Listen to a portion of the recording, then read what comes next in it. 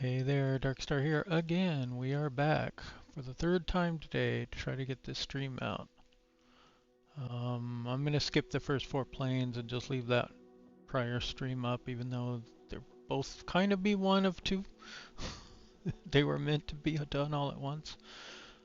So we're going to pick up where we left off at the ATR 42 600s.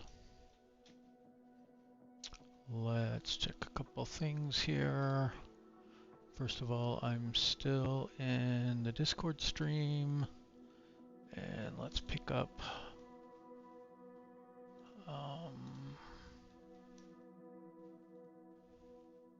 over in YouTube, make sure that's there.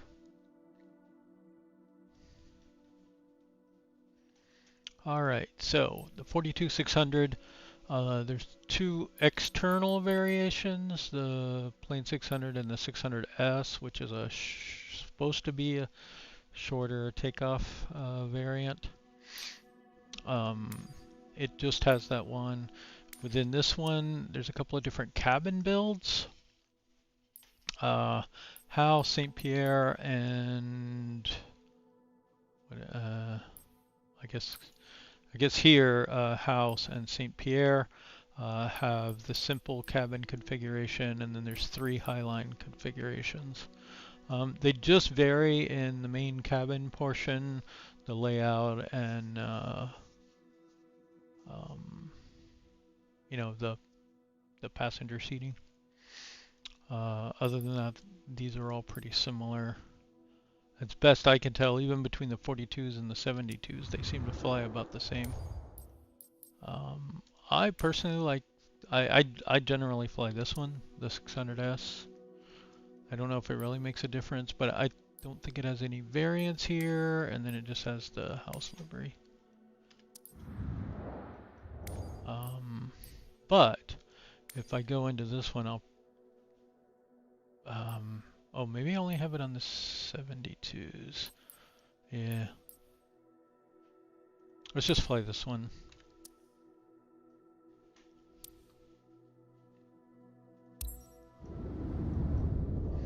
I think on the 72s I have a livery I can use for Summit Airlines,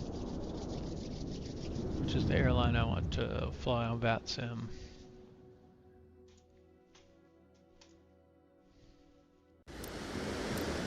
Agana Tower, Summit Delta Sierra Charlie 90 at runway 6 left ready for departure, east departure. This one does have its own tablet where you can control things. It has this funky hotel mode where the right prop can be put into prop brake and it won't spin. And you can use that for kind of like an APU without chopping people up outside. It's got SynBrief integration, and it's kind of weird. You hit login, and then you enter your SynBrief ID, and then you cannot hit enter. You just have to kind of dink around with it until it finally works, and then you can do import. Once you import the SynBrief flight plan, you can set it into the avionics. You can set your fuel and payload. You can also do that manually. You can see where you're loaded here. I think you can also just load manually here. So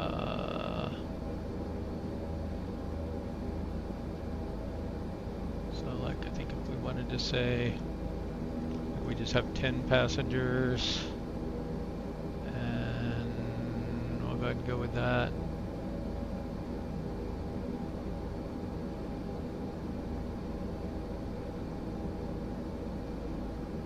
And now it's lowered it.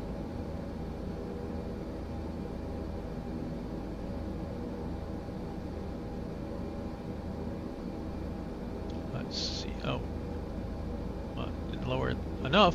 It's supposed to be 10 passengers, and let's just say 500. Oops. 500 in this one, and 300 aft. Can we do that? Okay, yeah, that's lowered it more. And it's got your takeoff trim 2.3 up. That's going to be over. I don't remember where now. Here it is, right here. It makes a horrible noise when you do the trim for very long. It sounds like a siren. So here we go.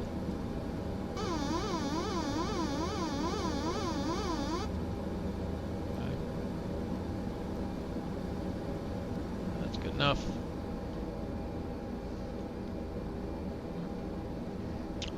This doesn't seem to work very well, I don't think. Like it doesn't change the numbers when you do anything. So it doesn't really compute anything yet. I think they're still working on that. This works. You can open the doors. You can do the chocks. You can add external power. And it has the quick setup. So you can go cold and dark, external power, hotel mode, or ready for taxi. Right, I just spawned in on the runway, so we're ready for taxi. When we get done, I might try to switch into hotel mode. I have never been able to go from running into hotel mode. I can go from cold and dark into hotel mode into running mode. It does have this gust lock. You want to take that off if that's on. If you start cold and dark, that'll be on. Looks like we've already got some flaps set. It does have a pretty nice, let's come over here and do the pop out thing. So we'll pop this guy out so we can see it a little better. All the controls for the panel are either here, like you can see we can switch these ones, and or here, right? So like we can go here, we can do these things, right? Up down check, so before takeoff checklist. As a convenience item, it has them on here as well. I think you have to turn them on in settings.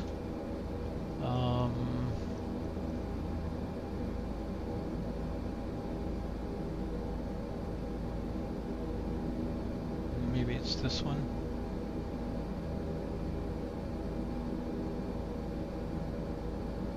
Oh, click spot overlay. So this has to be on, or I think it won't work. And this will give you a guide about what you can click where. So like these are the click spots for this menu. So you've got up, down, and validate, right? Up, down, validate. So we can say we've given the takeoff breathing, gust locks off, flight controls are good, transponder's good, airflow's good, cabin crew's been advised, engine bleed, external lights, rudder cam, proceed. So there's no next activity. It'll automatically pop up with the next activity generally. These ones have hotspots too. You can see here. That is a navigational display, systems, map, performance. You can do zoom in and out with these. You can also click on here, so it's like that. Select these. To go into the different modes, you would go here. So that's going to be your transponder, page, navigational radio, and you can see these are set to auto, and your VHF. You can either enter the standby, or you can directly enter the active as well here.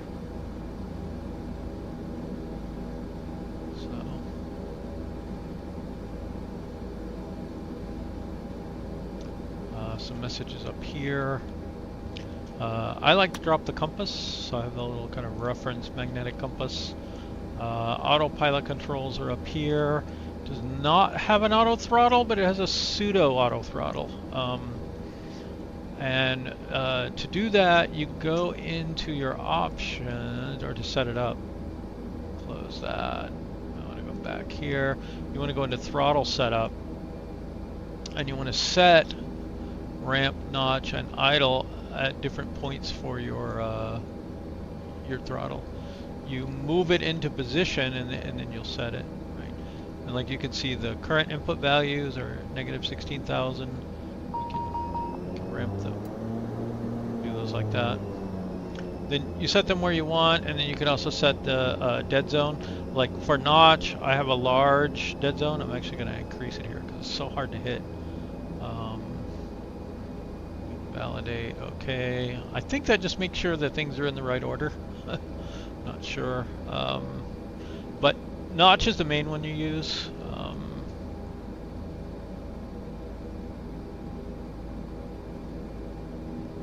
Yeah. And then this is going to be, like, if you want to go into manual speed mode, you would go here, and then you would dial your speed in here. Otherwise it's going to use kind of the FMS computed speeds. Barometers here. If you're doing decision altitude or MDA, you go there, you dial that in.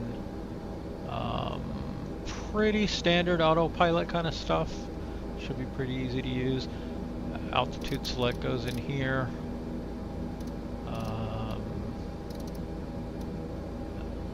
And then if you're shooting an ILS, you'll want to switch this to VOR when you're ready to lock onto the ILS.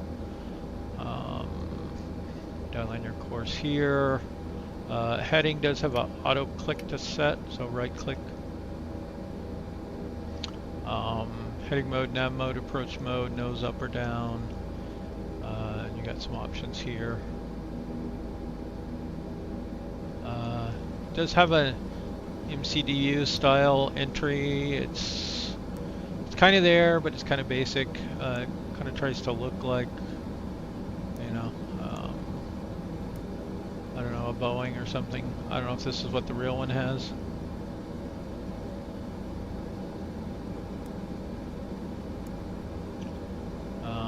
You'd enter flight plan here and get that all set up. I'm not going to go into that. That's too much for this. It does come with radio 2 off. So if you're on VATSIM, you're going to want to turn this up for one, so that you can hear on your COM2.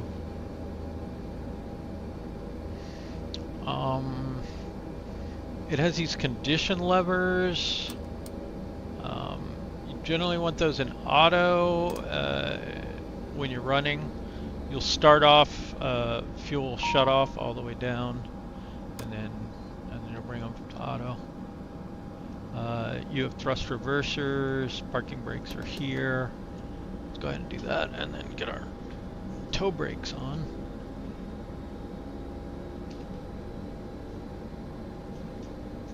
Come on, where are my toe brakes at? There we go. Okay, we can see our flaps are a little bit deployed here.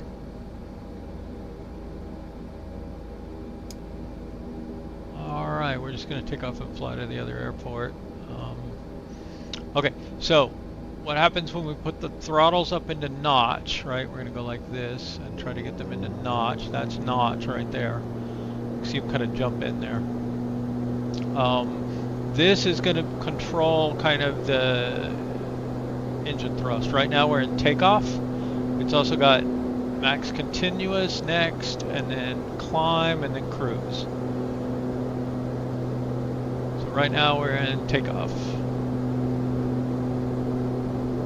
We already got our trim set, flaps are down. Controls really well on the ground.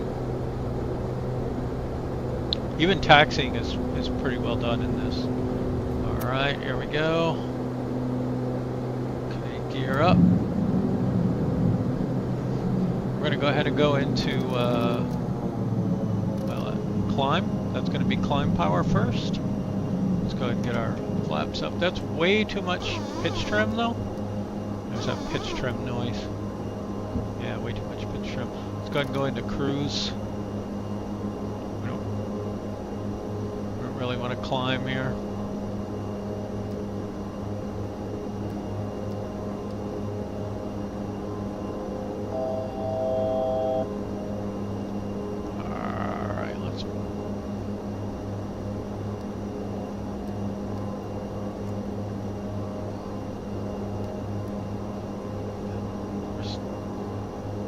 Climbing pretty good there. Don't sink. I'm not sinking.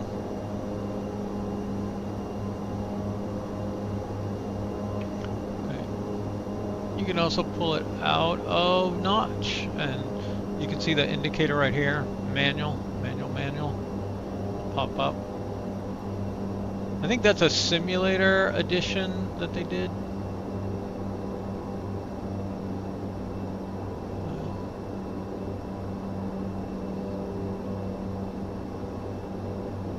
I should have tuned in the radio frequency there. Let's see if we can do it real quick.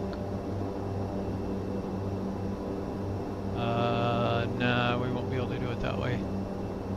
Oh well. You know what, I'm gonna pause. We're 06 right, more info, 06 right. 1101. So we put this on nav. Okay. 110.1, enter.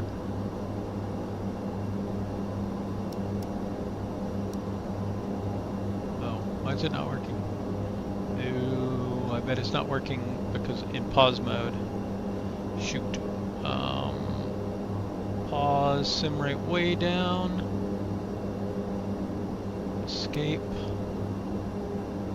Let's go back here. Auto off. 110.1, enter.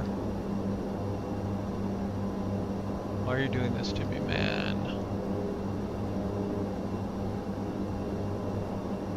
110.1.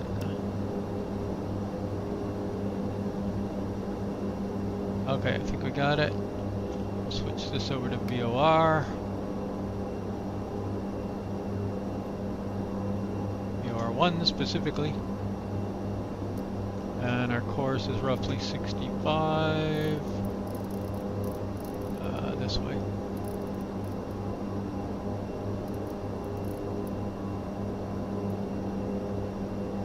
Okay. Let's get our timer started so we can get back to real time.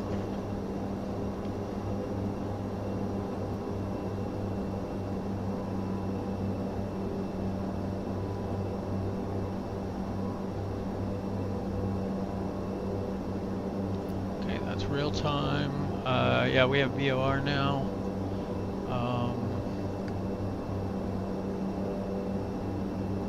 Okay. Let's get some flaps out. We're a little fast. Everything happens so fast here. Let's go and get those flaps down.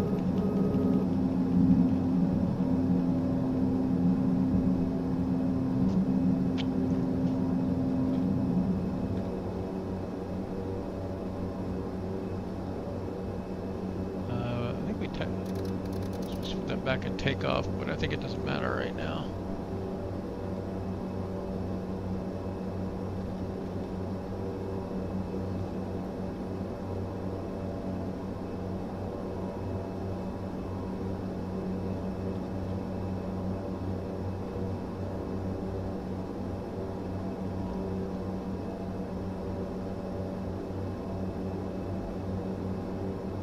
Okay. 500. 500.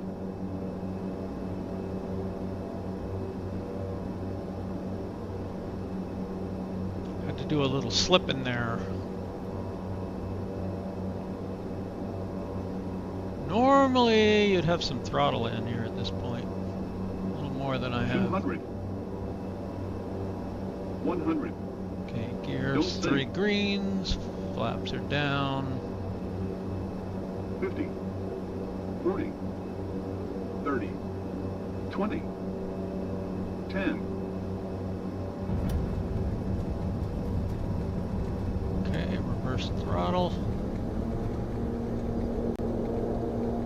You can see when it kicks in there, man, we just slow down like crazy.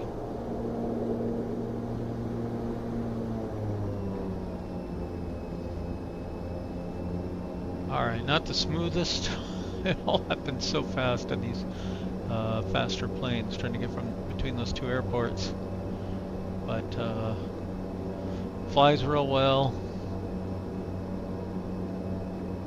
I really enjoyed flying the ATR. Alright, let's get off the runway here and see if we can get into hotel mode. I saw someone do it. So I don't know. We'll have to see. I don't quite remember everything that they did.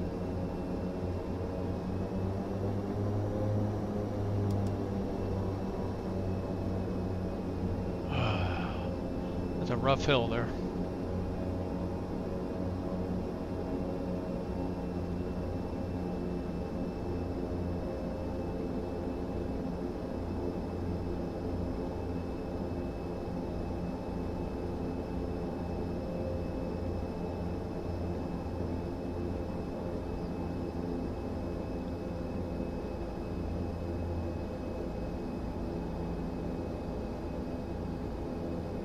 To a different spot this time. I think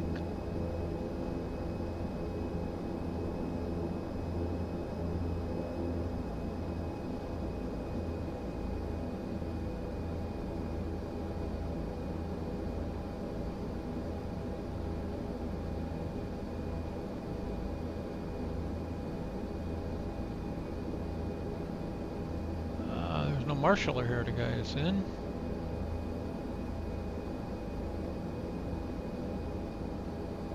Call that good enough.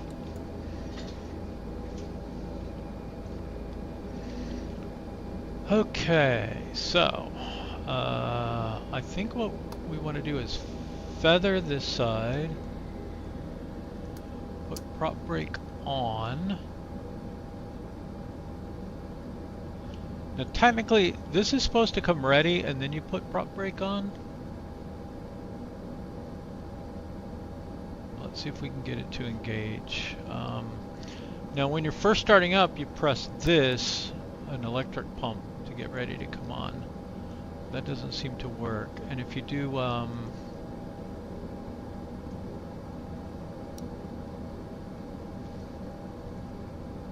oops, let's pop this guy out so we can see it.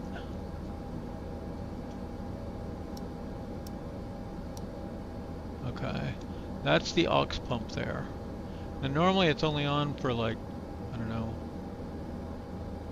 10, 15 seconds or so, and then it turns off automatically. But if you have DC bus 2 power, I think it's on. I'm not sure. But we're not getting the ready light, that's the problem.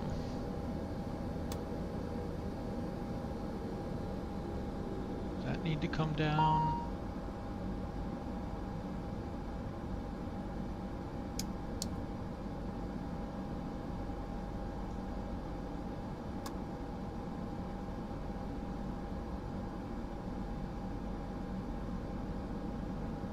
So at this point we've lost generators.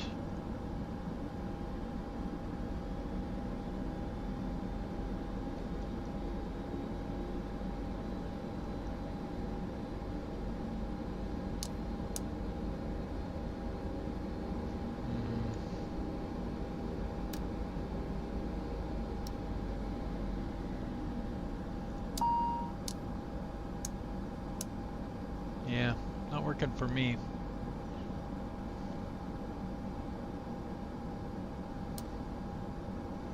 So one thing you could do is just leave this guy running.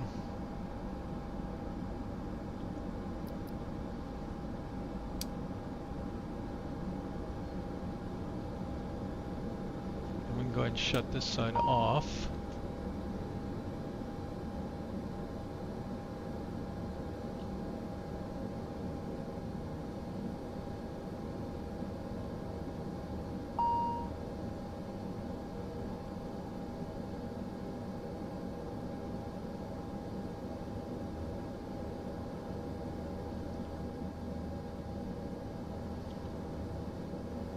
That side's shut off. It's almost like the prop brake is actually on. Let's try turning it on and then... no, what we want to do is we want to get a starter going and we want to... Oh shoot. We want to run the fuel pump on that side. The starter going, you see the engine spin up, and then we move to feather.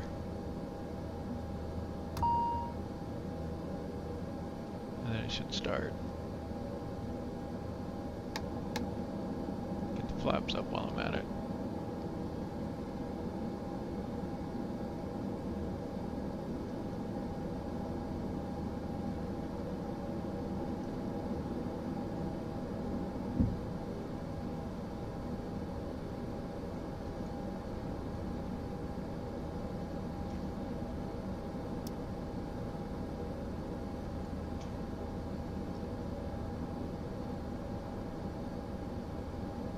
That just will not come on for me. The ready light should come on, and then you turn on the prop brake, and then the prop brake light will come on.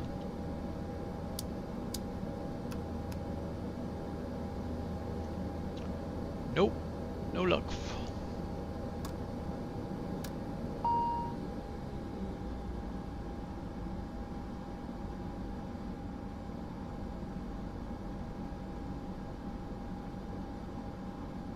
Interesting that this is on as well. Ah, stop it. Like, I wouldn't think this should still be on. I think that prop would be spinning right now, yeah. Well, like I said, I've never got it to come on from here, but what you can do is you can go into aircraft and you can get your ground power on, and then these will become available. You can turn on external power and then kill the engine.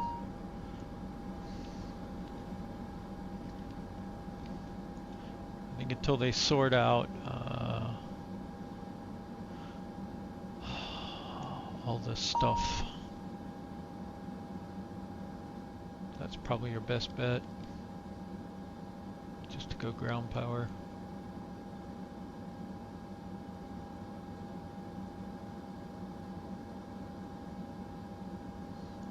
So now what you normally do is hit this, and then the ready light should come on. But see, it's still not coming on,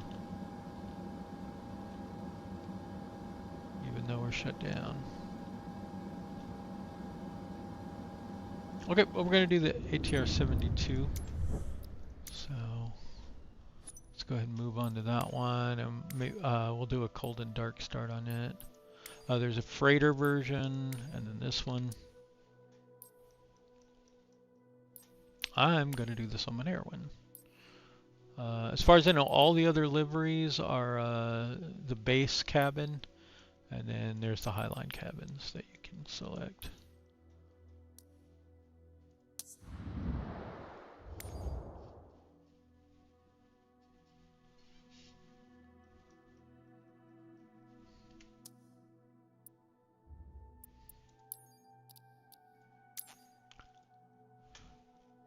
Okay, we're going to want a parking spot for our departure this time.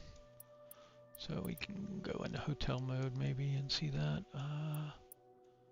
See where is going to be the most convenient place to take off from.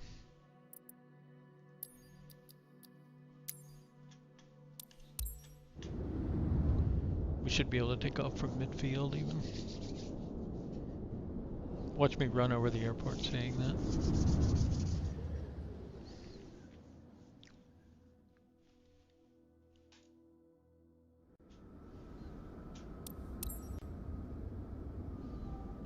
Okay, I don't think there's any walk around inspection stuff you can do right now.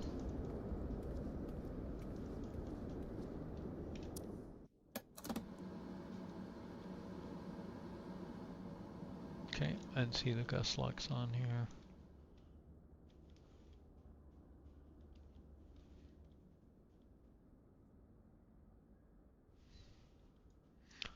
Okay, so the first thing we would do is get the battery on.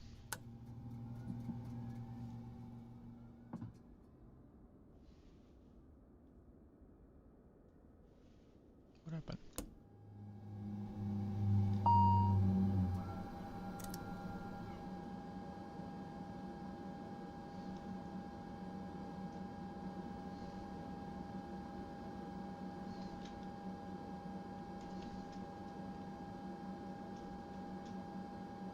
Bring up our engine starter window here.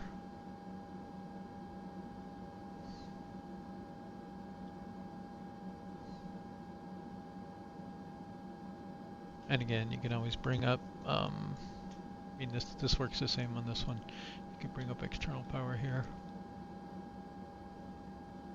We can get our chocks off since we got our parking brake on.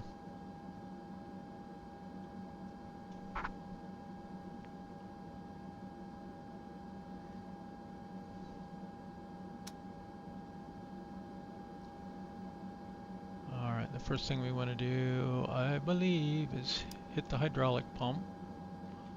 Ready light comes on, turn on the prop brake, lock it. Right, and then we can select a starter. We can get that pump going. And then start spinning the engine.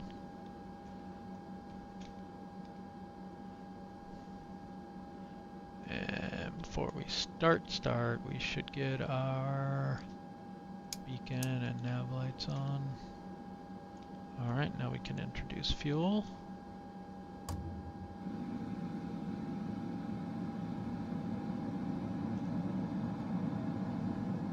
And the prop is still, right? You can see the prop's not going.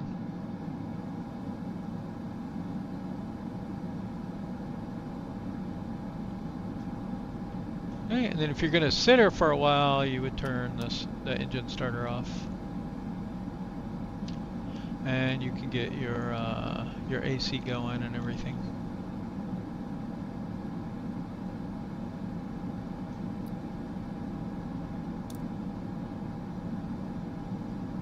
Now at this point you don't have hydraulic power, so you won't be able to release the prop brake until you get hydraulic power again. You can either press this again and get hydraulic power for a brief period of time and release the prop brake, or you can just start the other engine first. I usually just go for starting the left engine. We can use starter B now. So we can say run, start cranking that engine.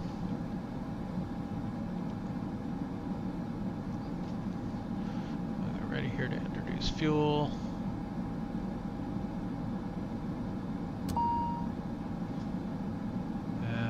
Go. I'll get our volume up.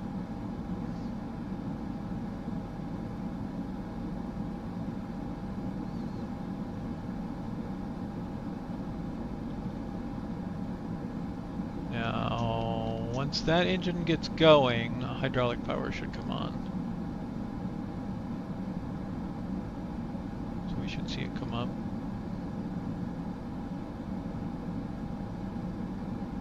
Get our cranker off.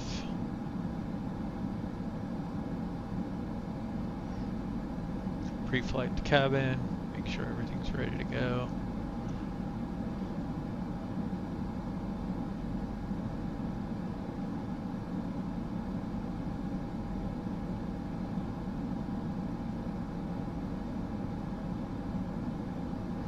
Okay, engine's going, so now what we want to do is put up to auto.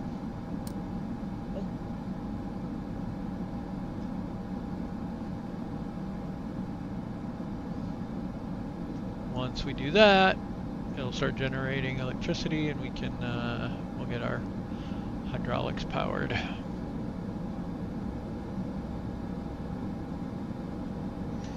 These should have been armed.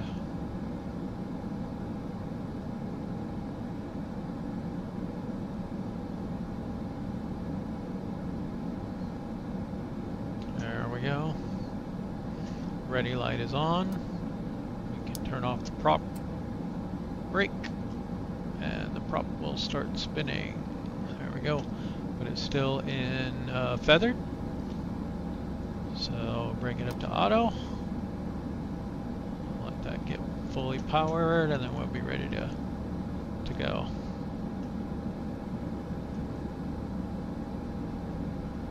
Make sure this is takeoff. Make sure you move your wheel chocks. When you're ready, you can get the gust lock off. We don't actually need that off for taxiing, I believe. We can go ahead and turn that off. We'll go ahead and get first notch of flaps down. We'll go ahead and get our parking brake off. We'll get our pushback going. Hello. Oh my goodness. I don't have my brakes. Why is pushback not working? There we go.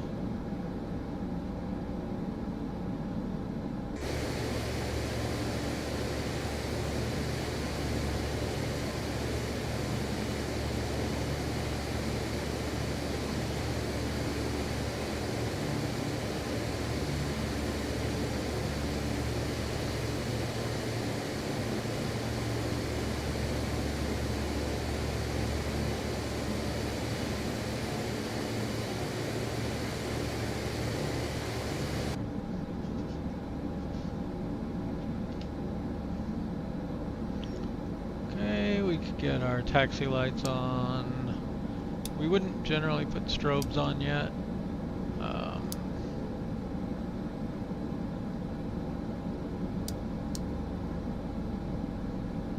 Those are armed.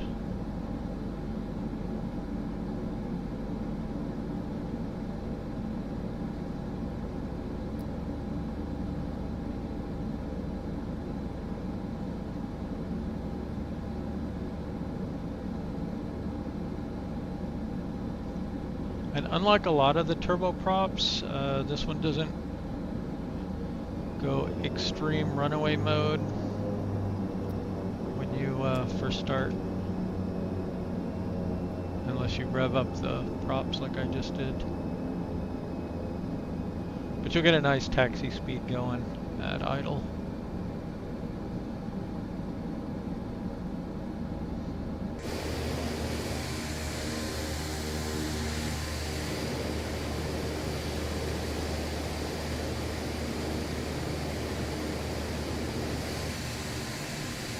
I think that should be enough runway.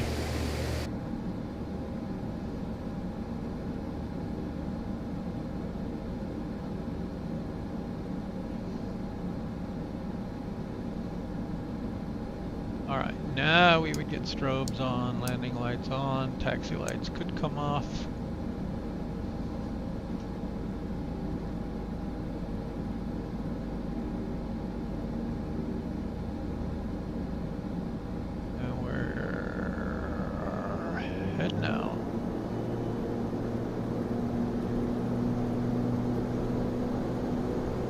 Oh, we didn't get our trim in. I'm gonna guess it trimmed now.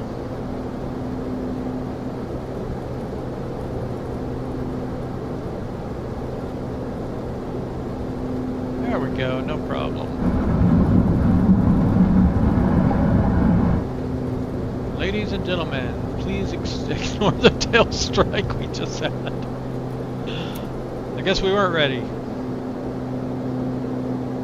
Alright, gear up.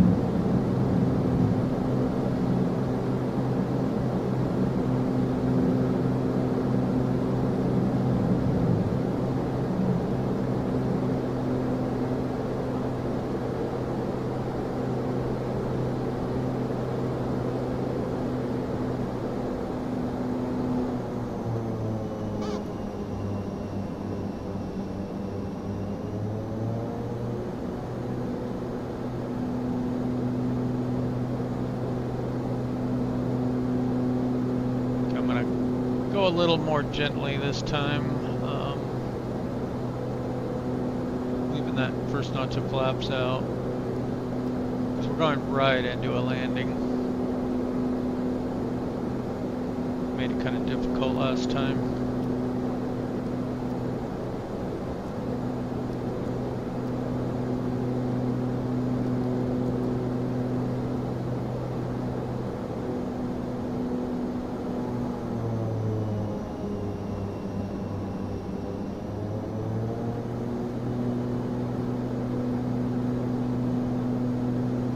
Thing that's let me bring this up. One of the things that's kind of nice on here is it has that thrust vector, so you can kind of see what direction you're, and you can't control the plane when it's in that window. Alright, let's go more flaps, gear down.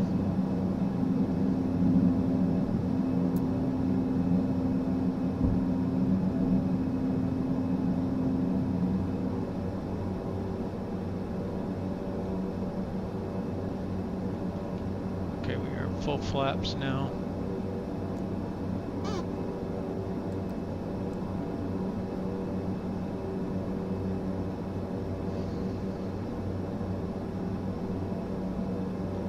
A little more than 1,000 feet per minute.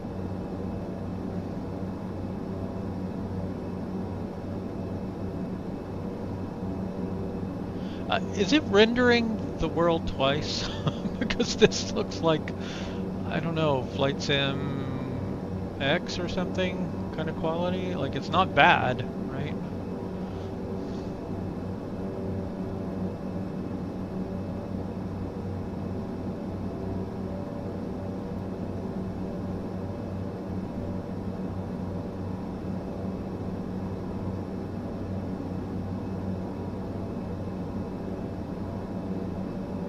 I think I'm going to dive a little hard. We're going to pick up a little extra speed until we can kind of get on the glide slope a little better.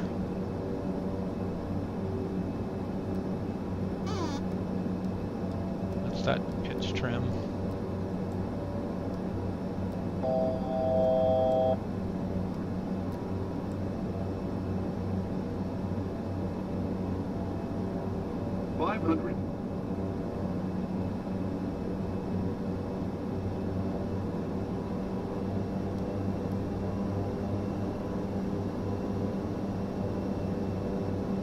About 115 would probably be pretty good right now.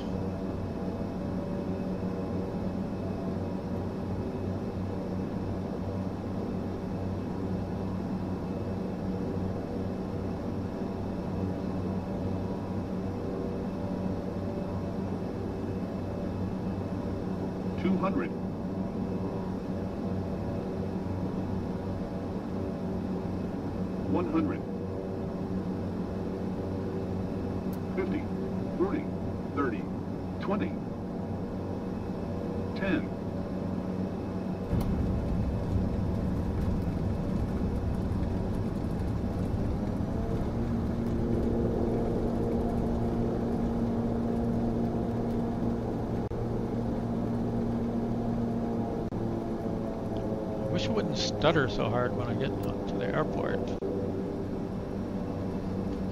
Okay, I didn't use any brakes on that stop, for example.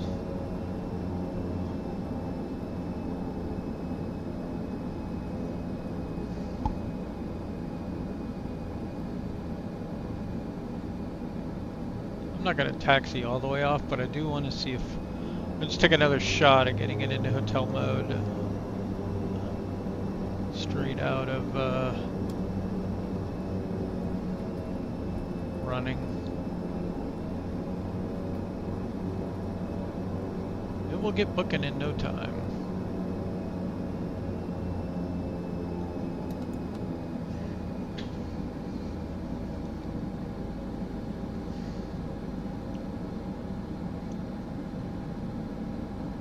Okay. So, in my opinion, you should feather that prop, let it spin down,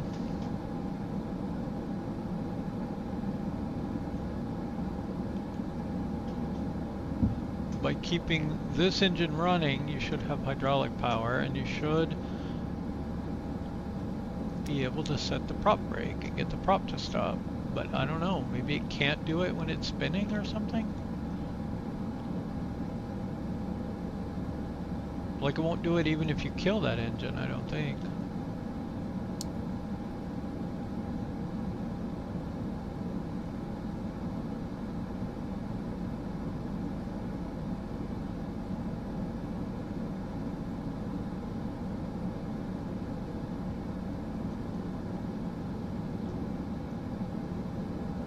Now, is there a system page with...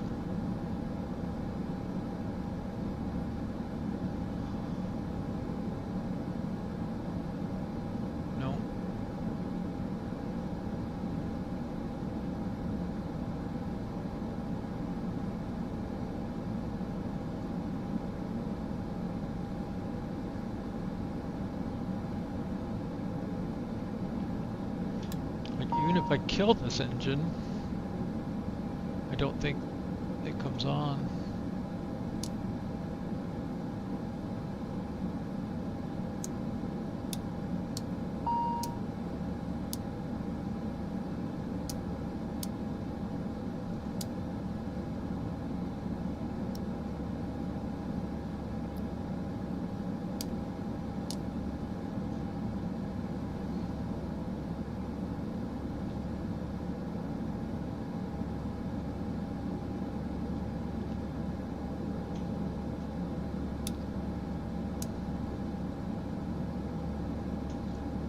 Standby's not on right now. Now it's on. But, I mean, we had 3,000 psi anyway because the hydraulics are powered from the left engine, right? So this should come on, I think.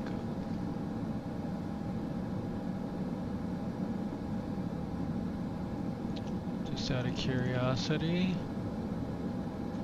what if we turn that on? Nope.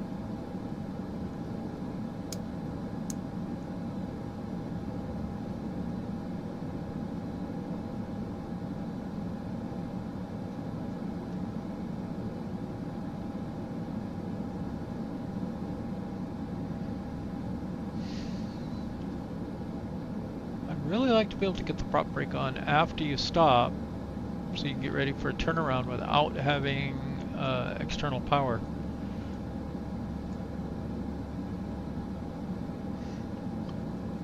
Oh, and these are the pitot heats that you would normally turn on.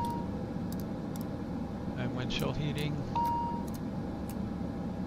And then your normal de-icing would be these ones. So props, rudders and elevators, side windows if you want them, engine 1, engine 2, and airframe. Right. Everything else is optional. If it's really cold, I think you turn this on.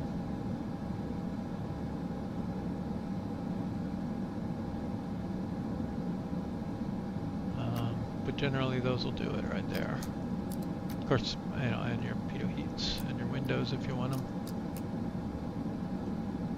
I think normally you have these all always on, and these are more optional. I wish that would come on. I just don't know how to get it on from here.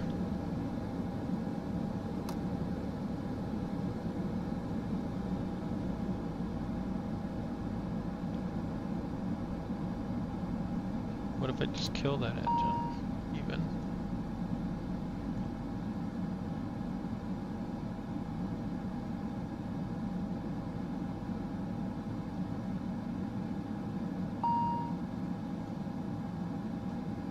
Still not on.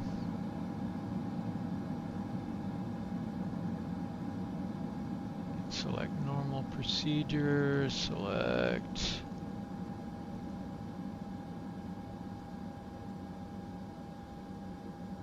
parking.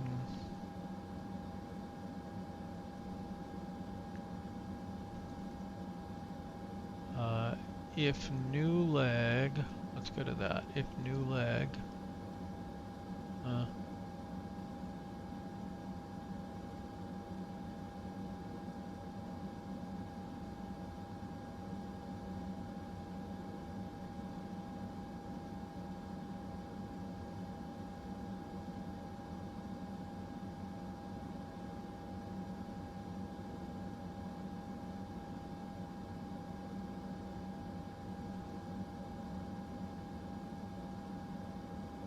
Taking us all through all these emergency procedures because of this. Still doesn't say ready.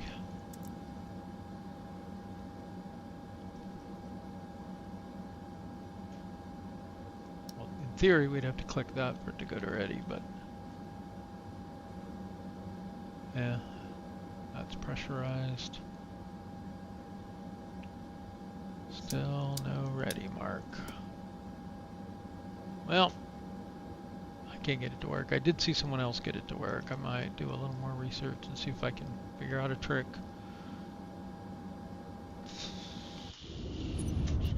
But other than that, it generally works. You could always toss on the external power.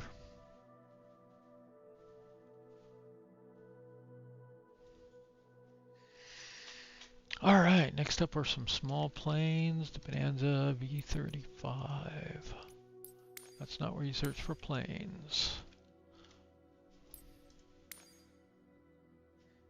I think this just has some different liveries. It doesn't have any different builds. They seem to just be different colors.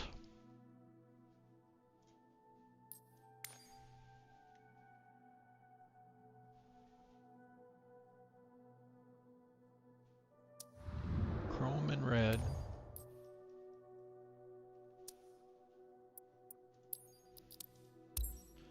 And for these, we can just fly a circuit.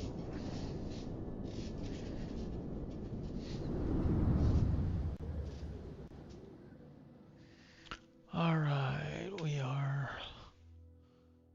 single engine,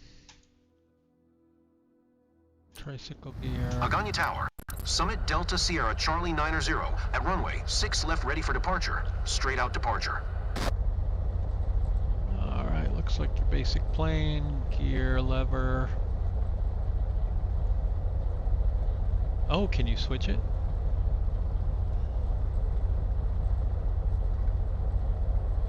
This should flip over to the passenger side, right?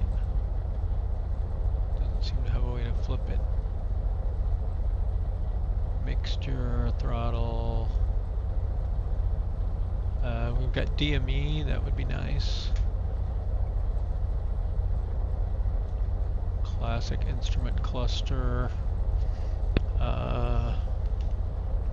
Let's see. I know that other runway is 1101. What is the one on this side?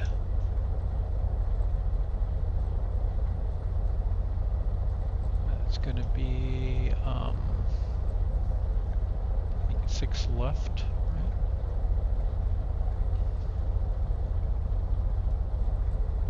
Is 110.3.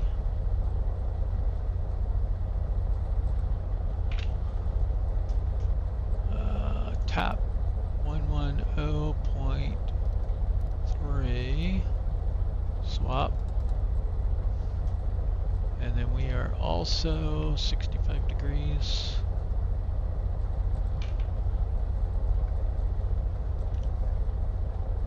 So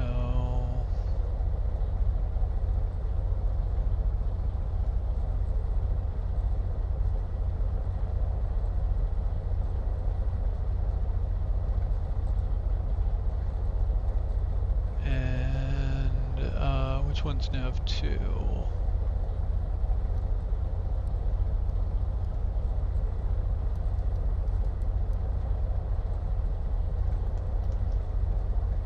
There we go. Alright, let's make our little circuit.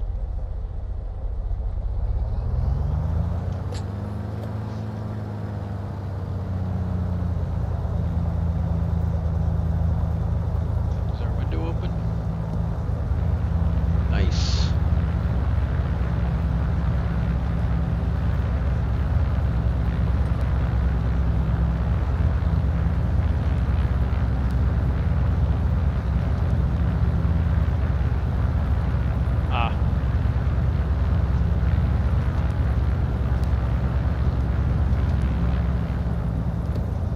Huh, I put the window up automatically.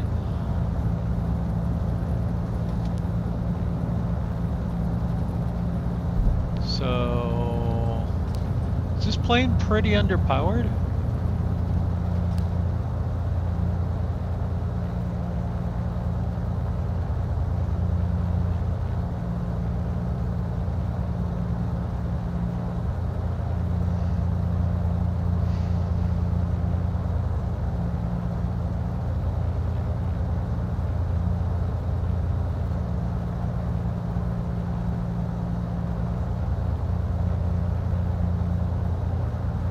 Almost as bad as that other plane, or something's wrong with my throttles or something. I've got full throttle though. Throttle 100%.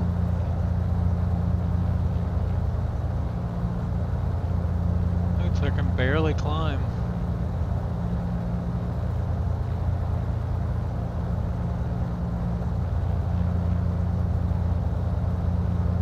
RPMs don't look right, do they?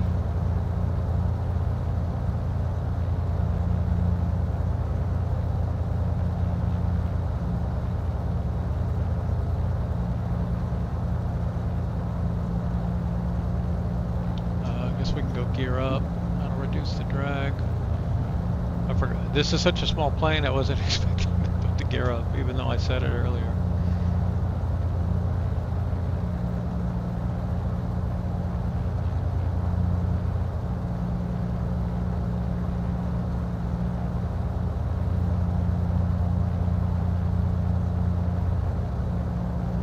This might be my new favorite plane. Who doesn't love an underpowered plane?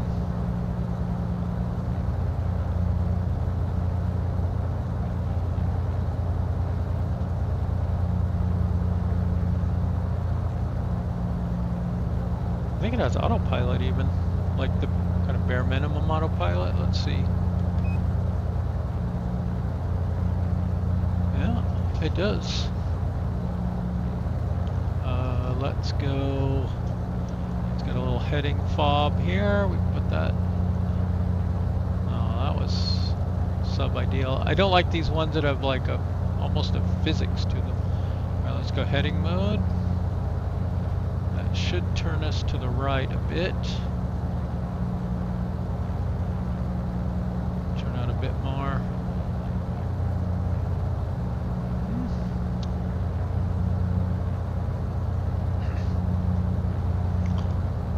See anything here?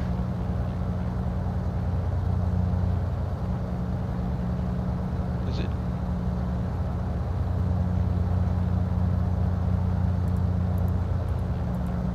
It's almost like it's not on, but it's working. Oh, prop de-ice? That's nice. Nav, landing, mags are on.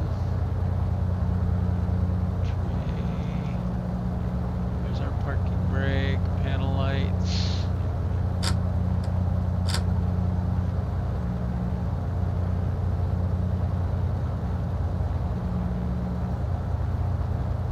None of these seem to work.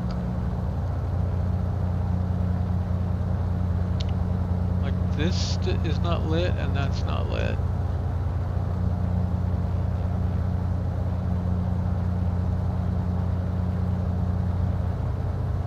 See if we can just go altitude hold mode, and that should level us out. Should see that level out here.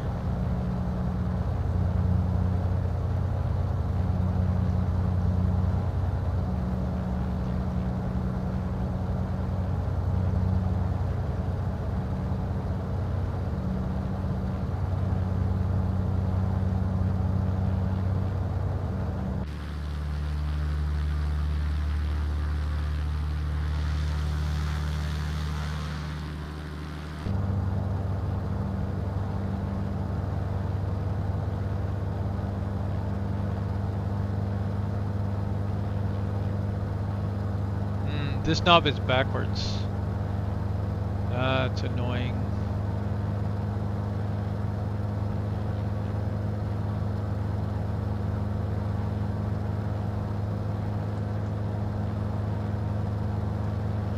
Okay, that just engaged vertical speed mode.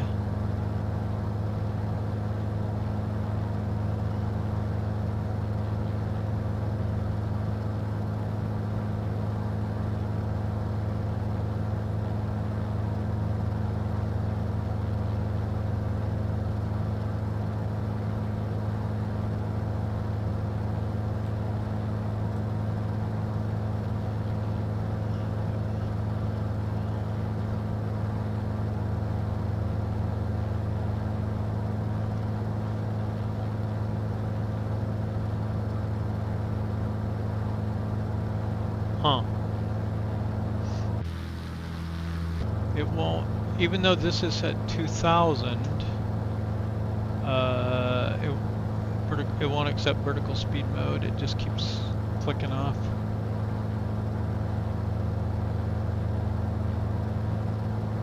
So I'll have to take a look at that later. So it's got some issues. It's going to lose it some stars, unfortunately.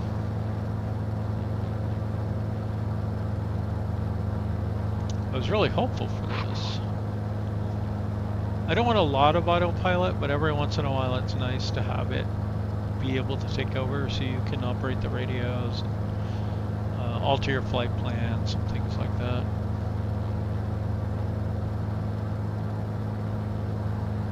I liked it that it was kind of underpowered.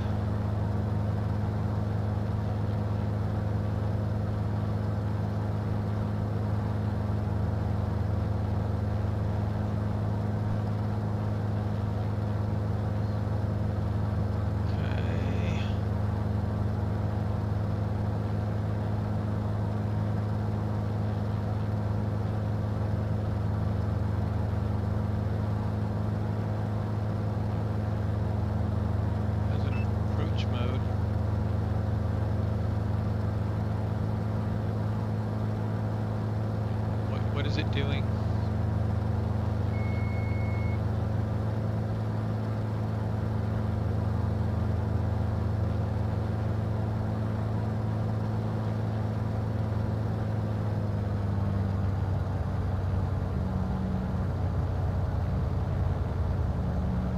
Trying to see if we get any kind of vertical guidance here. We're getting the horizontal guidance. We can see we're coming over to the localizer here, but I don't see any vertical.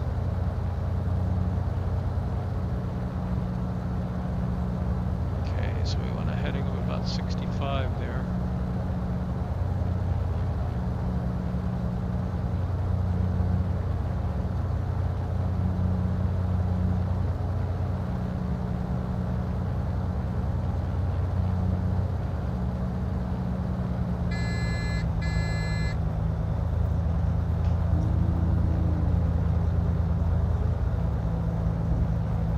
Definitely way high.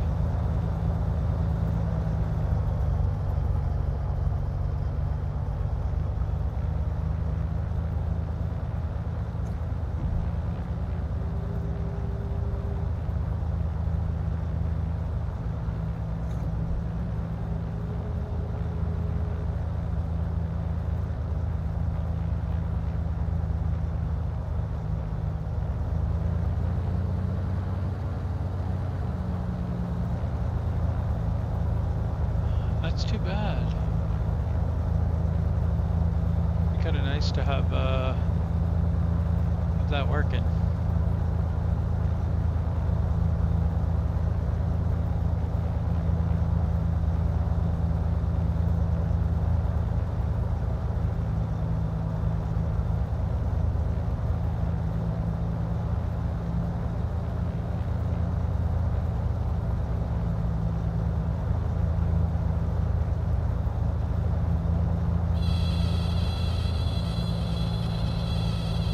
That's our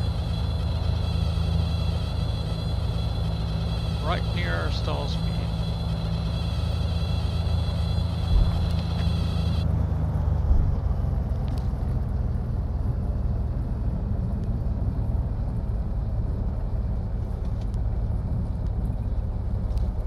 I love having the smoke on the end of the runway. Aim for here.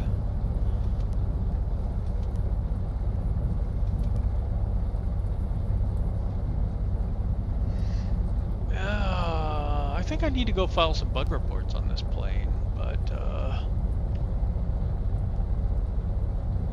do a little research first and then I'll file some bug reports if I don't see them already filed. Because that would be a fun plane to use.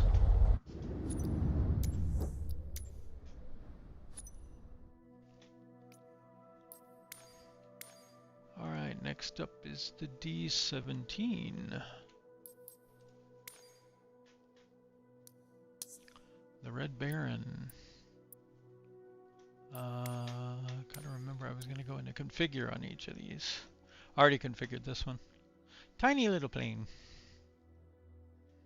So it doesn't have any variants, has a variety of colors. Because I was having so many problems earlier, I went in and I loaded all the planes and all the liveries.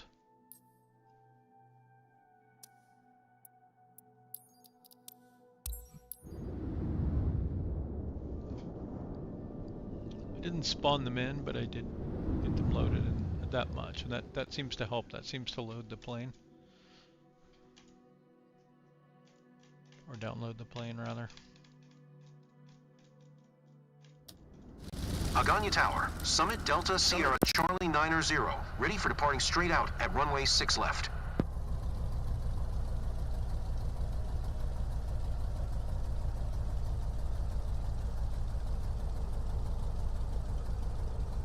Okay.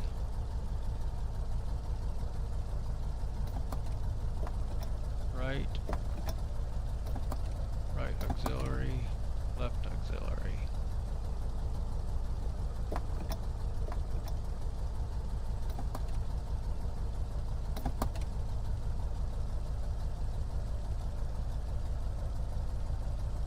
Okay.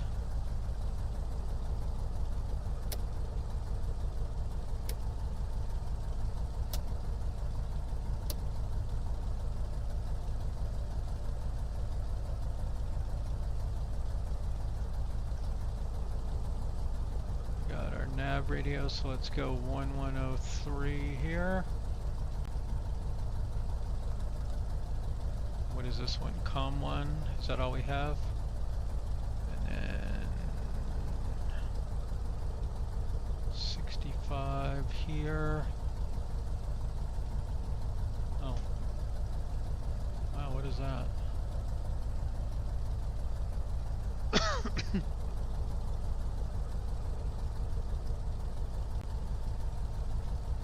I lose the struts? I'm okay with losing the struts. This would appear to be a tail dragger.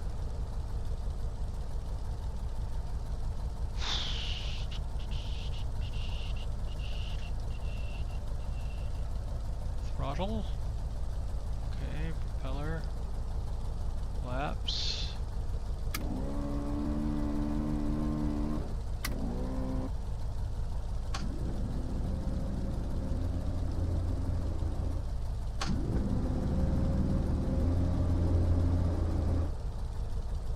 Okay, 3 notches of flaps. Go back to 15.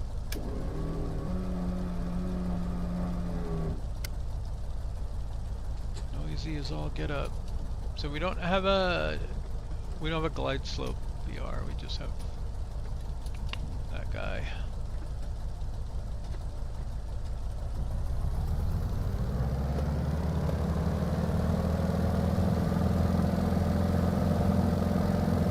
Okay, so far I cannot push the nose over. There we go. Wow.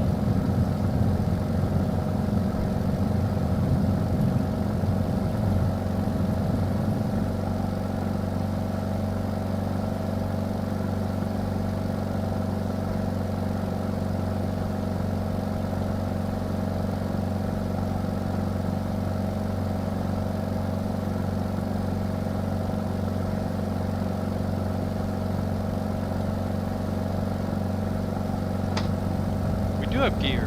Holy moly.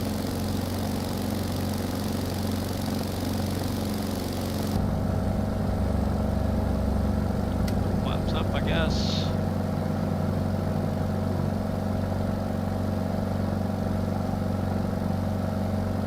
I'm guessing these are not knots.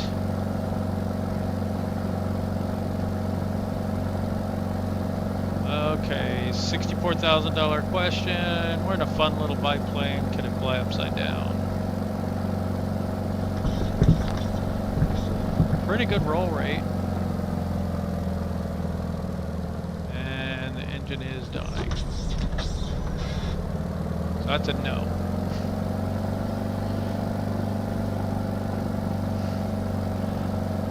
When I got the Kodiak 100, I took it out for the first test flight. I'm flying around, it's pretty spiffy. I turn it upside down, it flies pretty well upside down. It catches on fire.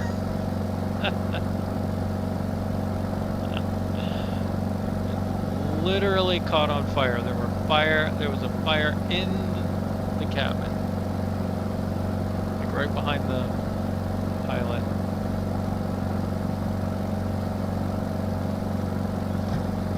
Alright. Let's just say gear down, first notch of flaps.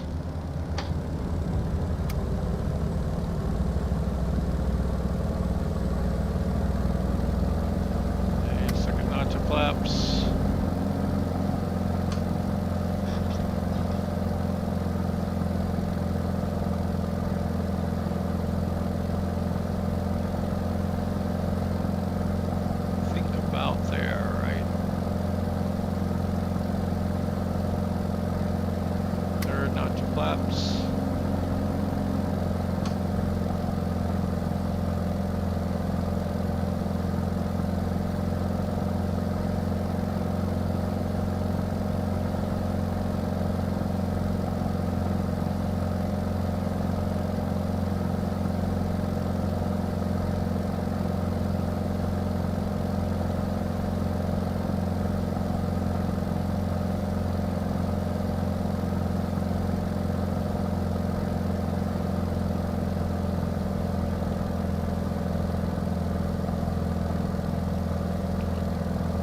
Okay, gears down.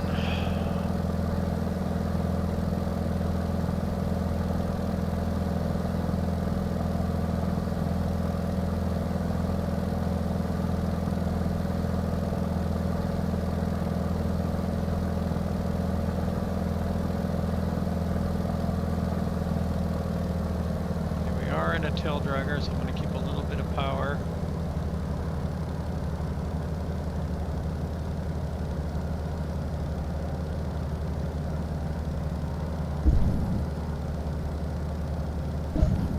How do we bounce at 10 feet per minute?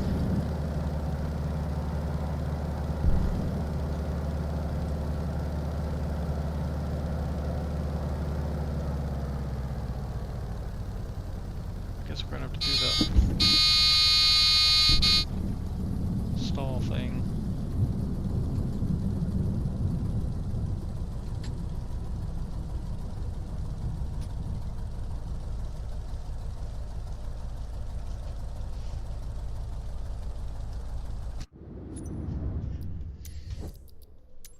Oh, that's an interesting one. Just don't like tail draggers. Or they don't like me or something. Now we get a twin engine version. And again, I'm pretty sure this just had color variants.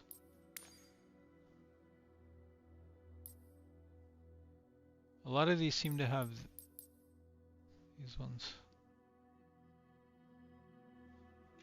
I'm okay with the blue.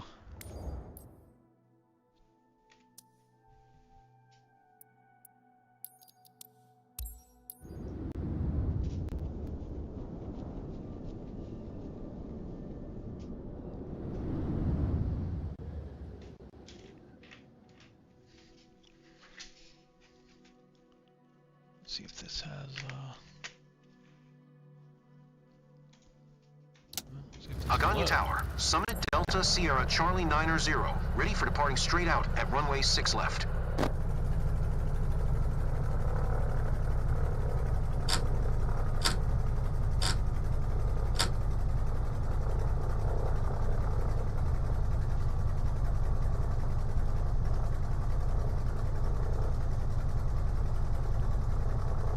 flaps, primer. Fuel, cow flaps, turn and pull to open. Are they open now or closed?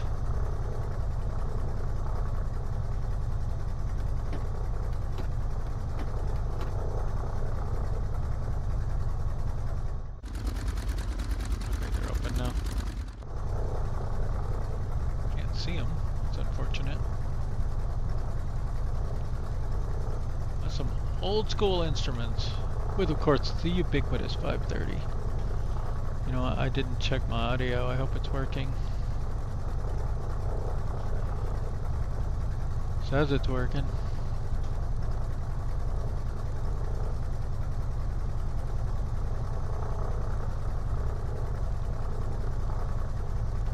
RPMs, manifold pressure, old autopilot.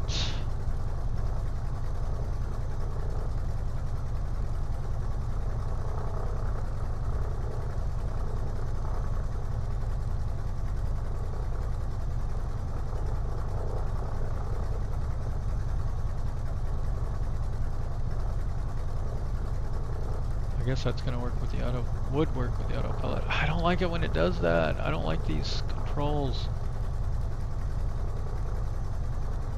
Ah, let's try this one.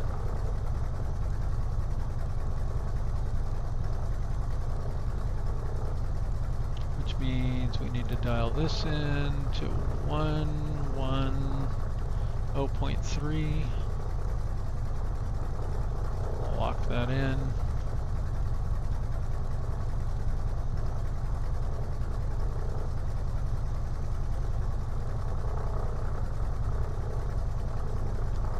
Sort of expect that to be working right now. This should be nav 2, right?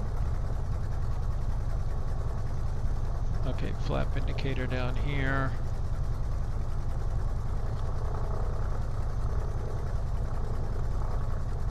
Carb.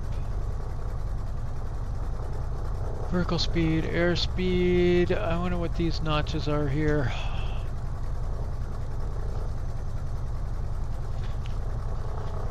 Guessing one's like VR and the other's maybe V approach. We do have twin engine.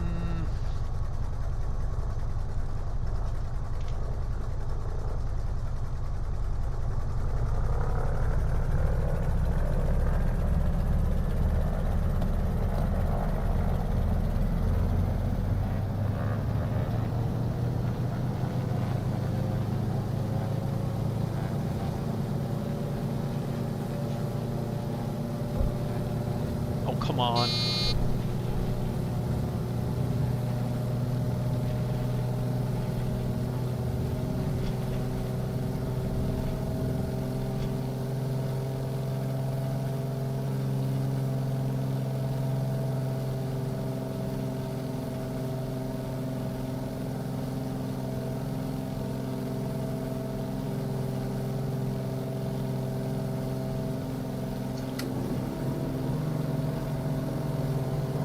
Cranky old gear up.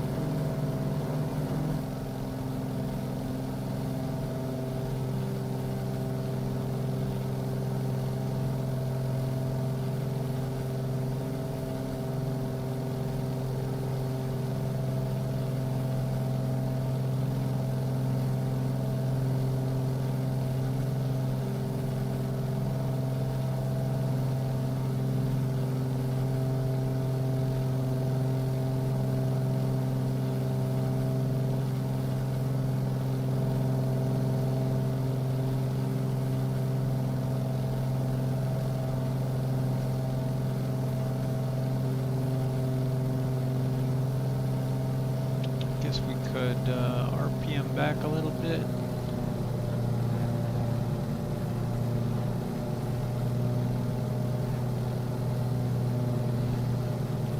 And throttle back a little bit too, that got a little high.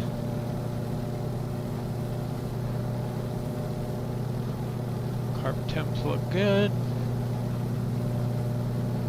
I'm not seeing anything on here.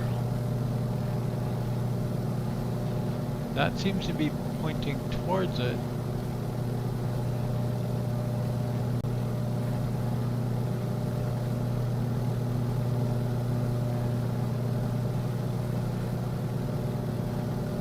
I don't know why we started diving all of a sudden.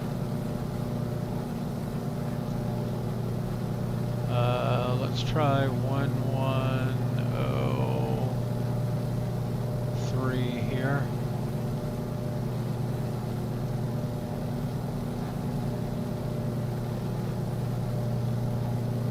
Hey, that came up.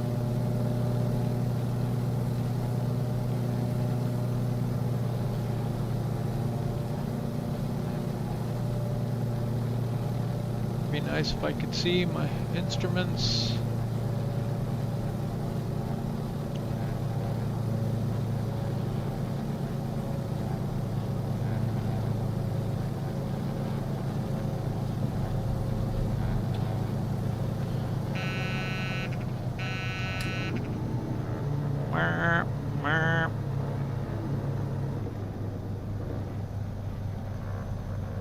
We're going down. We're going down. Mayday, mayday.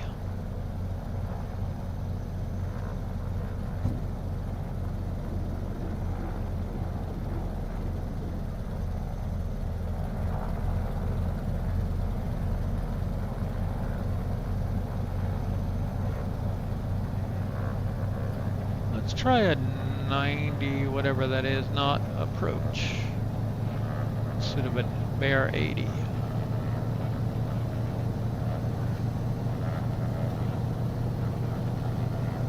We do not seem to be getting any glide path information in this one either. Right.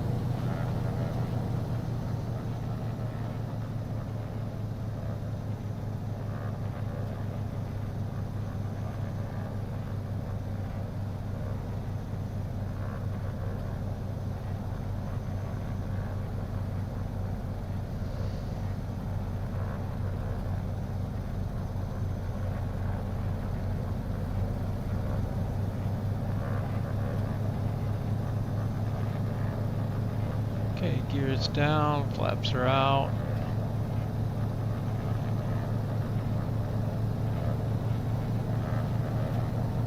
A little slow. A little slower than I'd like to be.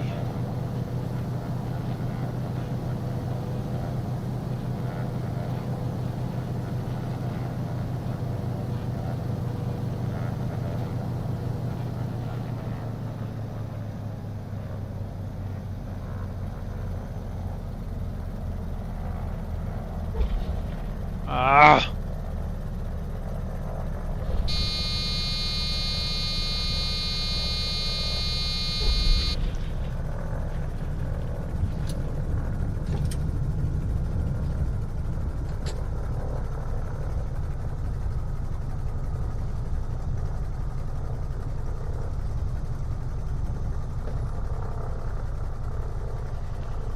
It doesn't flip over as easy as a lot of tail draggers. Still don't like them.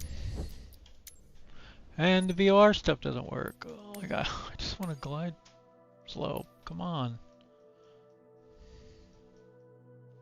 It has it on there, just doesn't work. Ooh, next up is a helicopter. Bell 47. Oh yeah. And I configured this one to have floats. It has skids or floats are the two selections you can make. So we're going for floats. Let's take off at the Naval Hospital.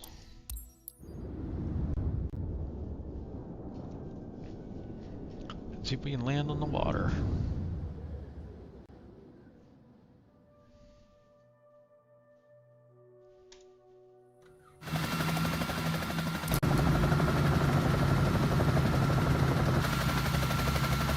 Now that's a hover.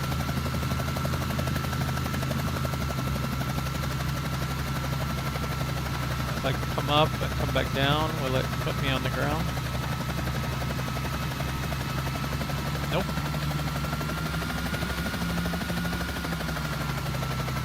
Weird. There's like some... I don't think helicopters can free float like that.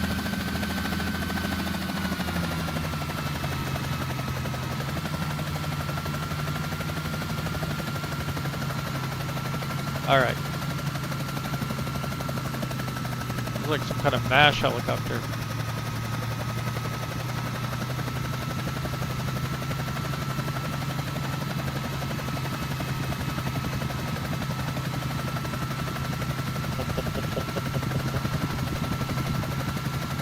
Whoa, don't hit the trees.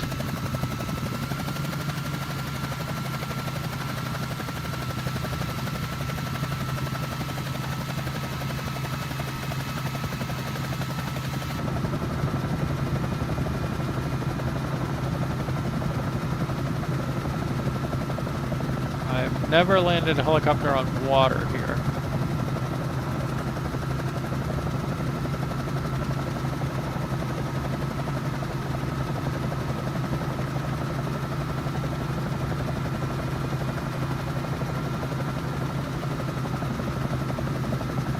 Let's try that again.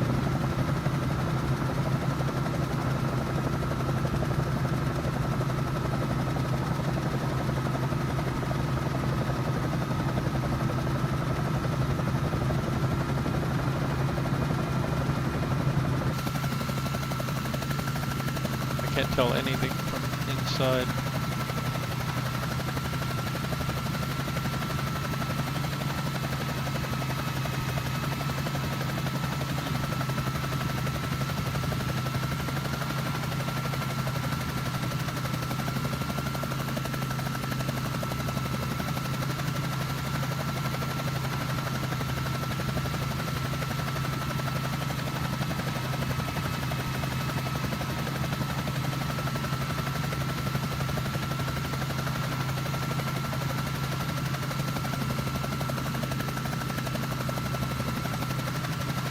Okay, I'm going for it.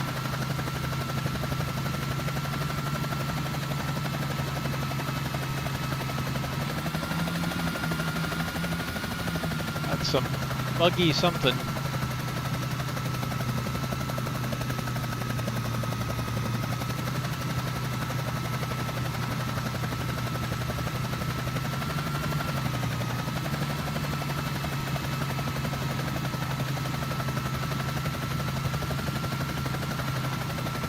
We are being swiftly blown towards the shore there. There we go, finally.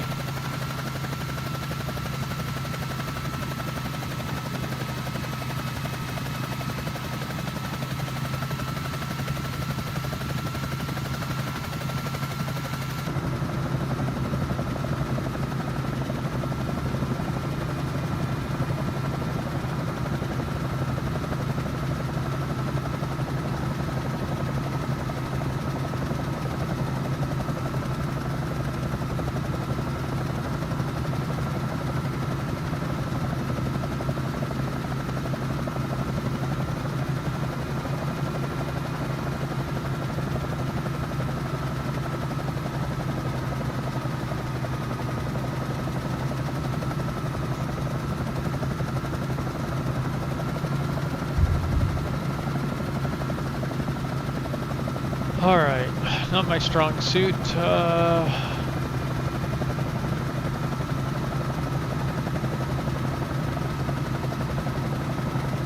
Landing lights.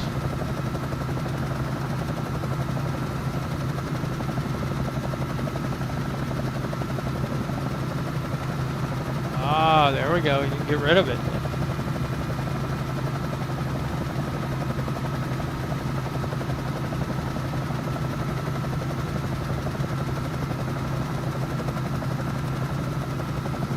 Windshield data mark, I wonder.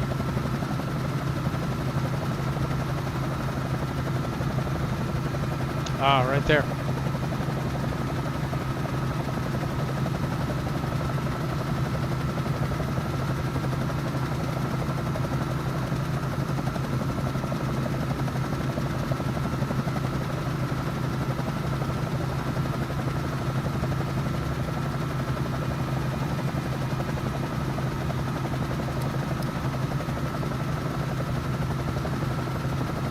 Much to it.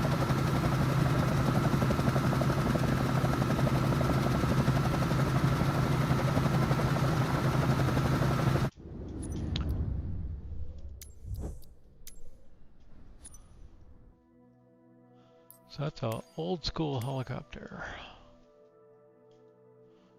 All right, next up is a big one with 4 props. The Stratoliner. So no variants, some livery differences.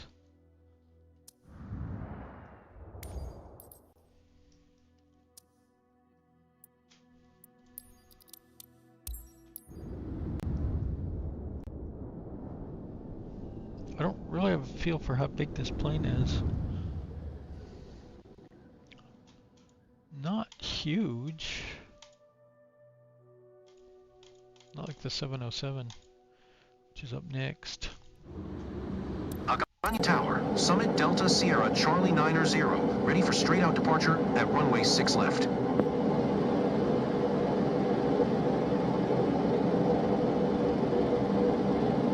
Here's a whole mess of throttles.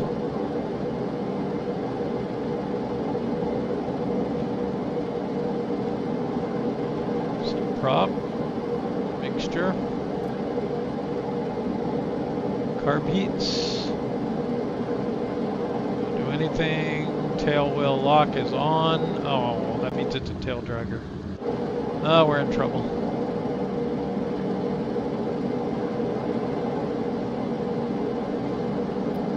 Let's try and fly over to the other runway.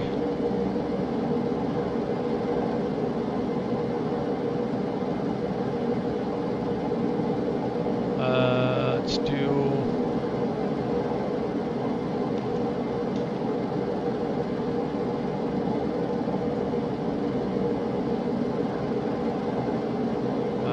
we'll do 6 right.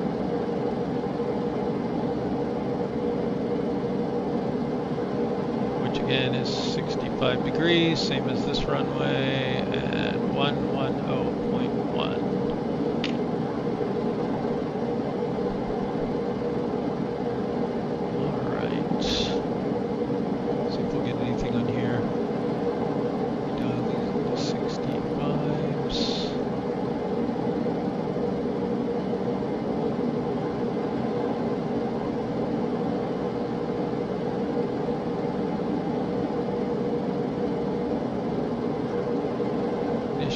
Prop feathers, flat positions, engines, lights,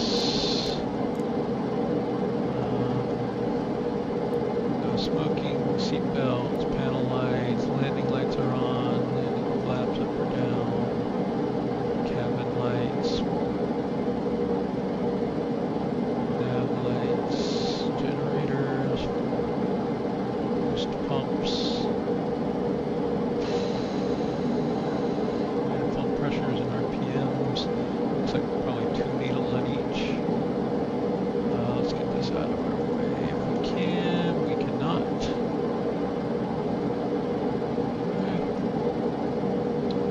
Airspeed. Altimeter, radio altimeter. Climate descent rates.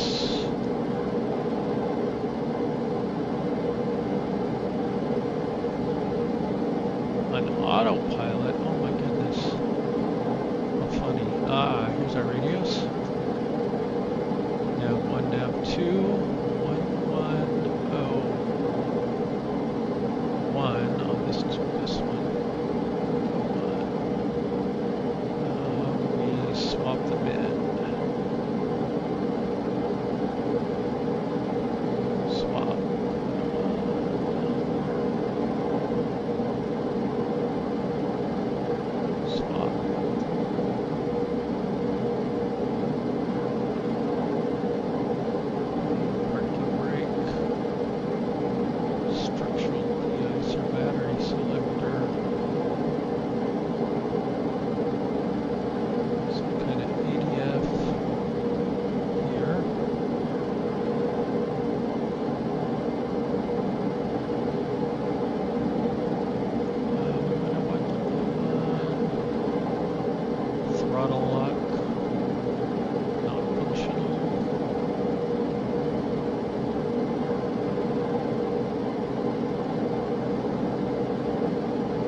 Aerobatic maneuvers.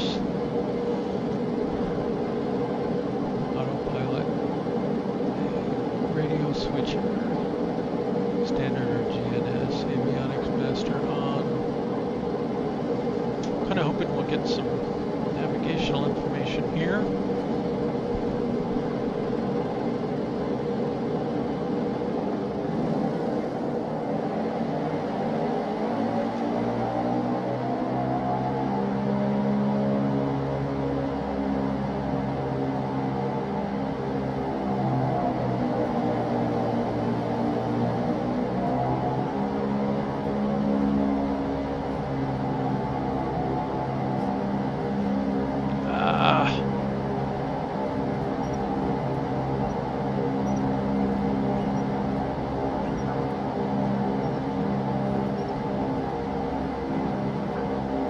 Like a 120, 130. Gear up. I want to see the gear go up.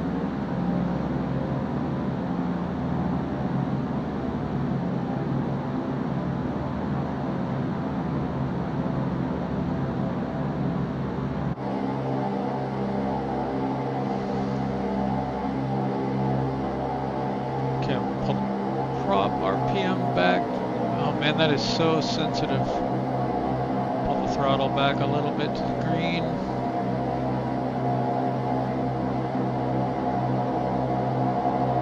All right, we got our VORs up here.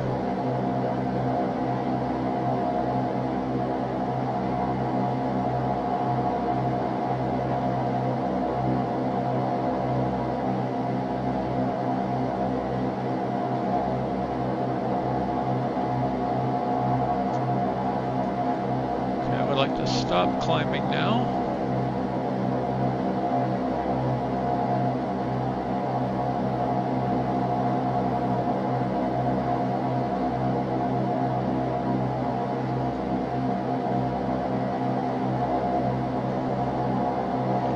We're watching our needles here to start deflecting, letting us know we need to start turning right.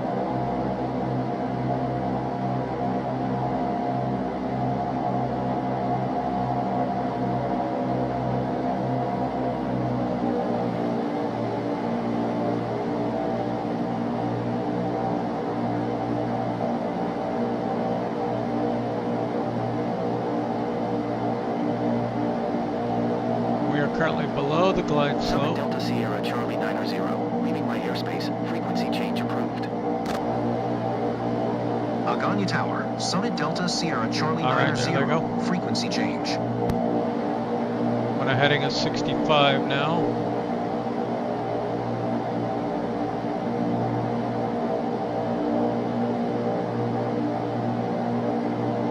We're a little off to the left.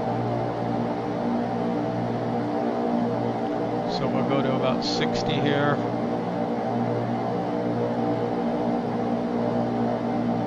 Maybe a little more. All right, there's our glide slope.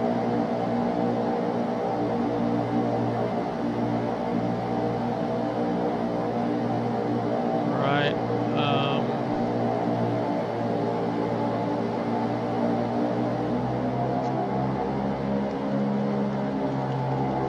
Out, gear down. I don't know about you, but I can't see anything.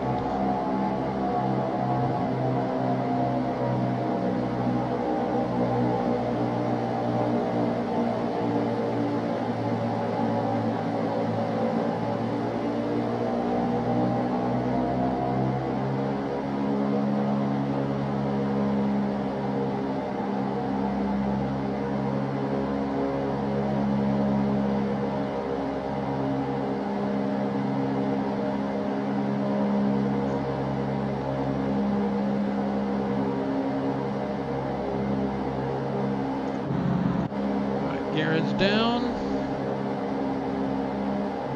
I wish I could at least see our climb and descent rate here.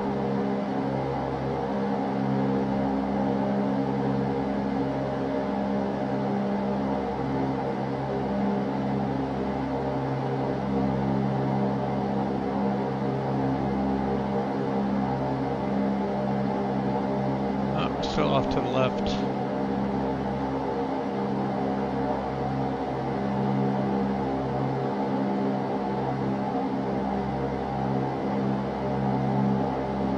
High.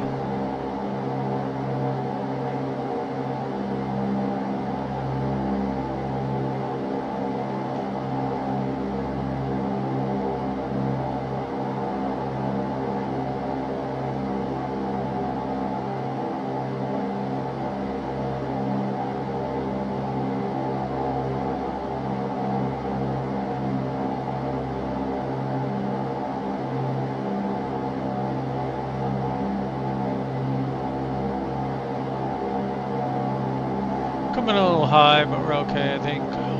Very long runway.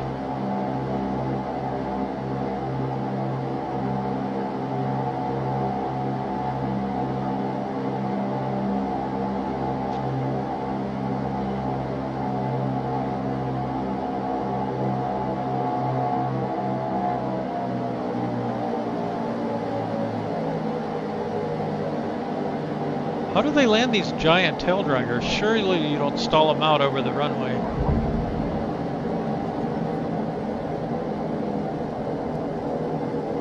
Is this have reverse thrust?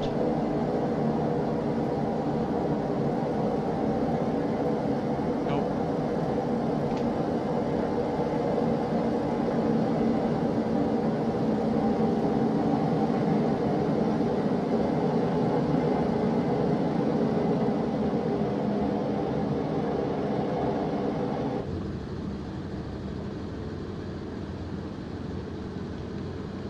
Are we actually rolling backwards?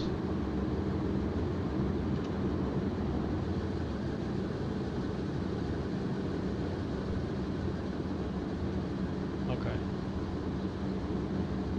Whew.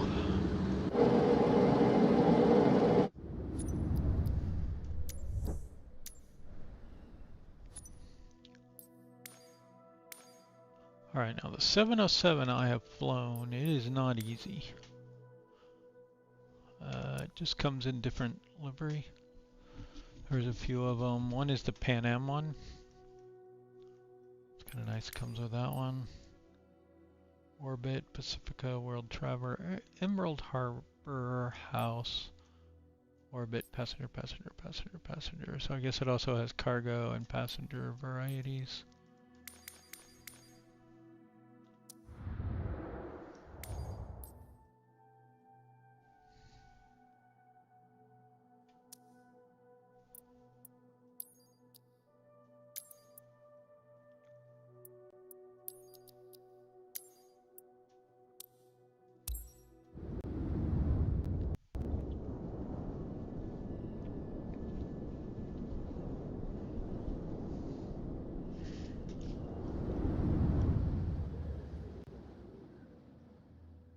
Big plane.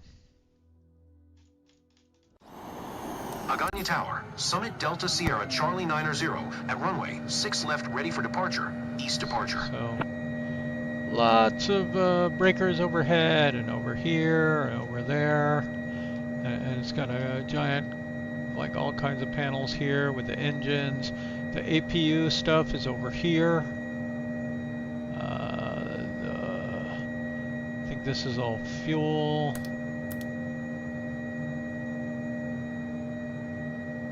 Fuel heaters. When you're at altitude, the fuel will start getting too cold. Air conditioning through here. I don't even know what all. A lot of old school avionics. Nav source, nav 1, nav 2. Unfortunately, it has this also. But you can also use, so like 110.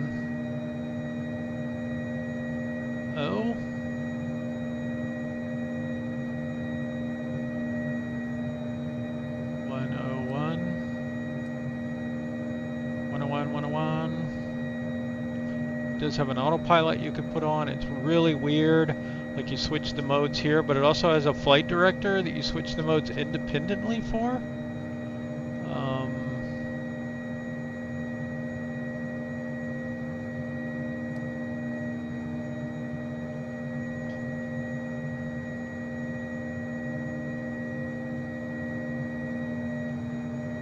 Going to use the autopilot today. Usual Boeing style pitch trim. Let's make sure our engines work. Okay. And then reverse. And can we do a simple reverse? Yes, we can. So when we land, we'll probably just throw it into reverse. Speed brakes. Yes. Can we arm the speed brakes? Armed, okay. Cool. All 4 engines. Giant gear lever.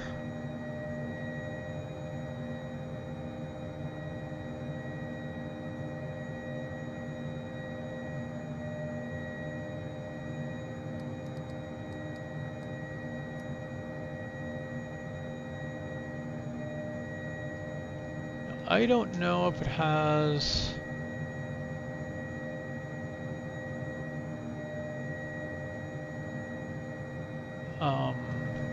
glide slope.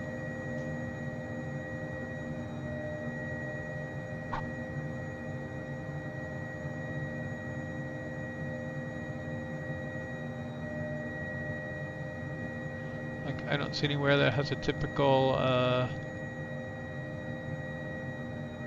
CDI with glide slope. I forget what those are called. Warnings, this doesn't work.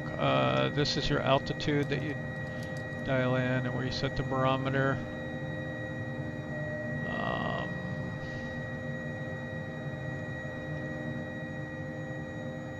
Yeah, where do we do not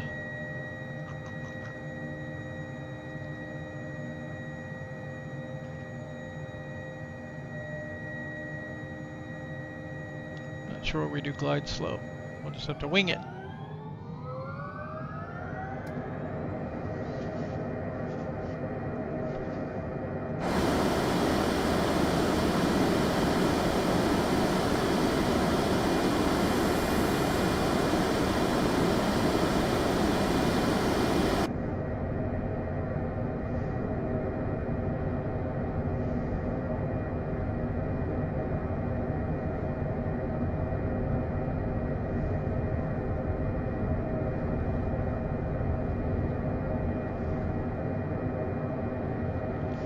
Alright, gear coming up. Flaps.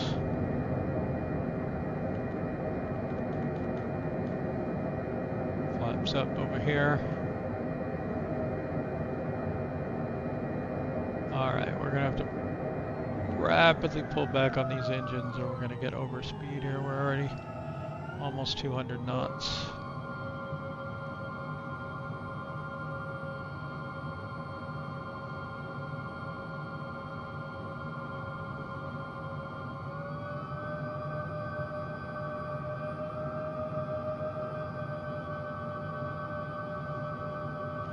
Gonna go flaps back out.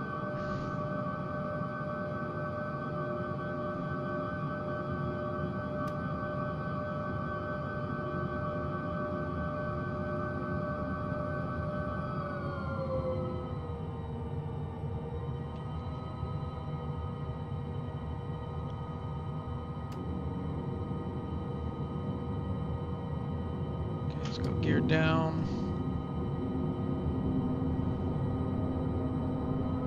Hold there about 140 knots, I think. All right, we got 3 greens.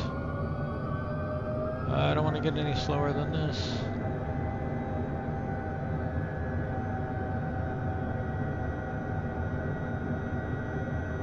While our localizer needle is working.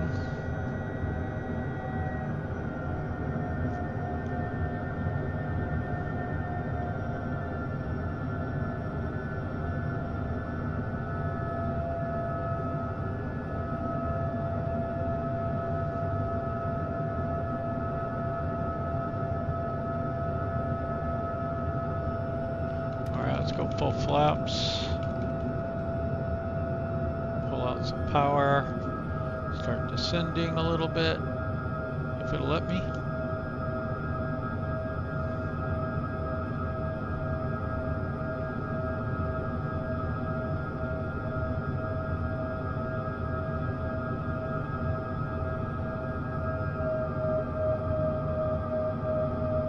It does have a lot of different engine sounds for slightly different power levels, so that's kind of cool. I don't know how realistic they are, but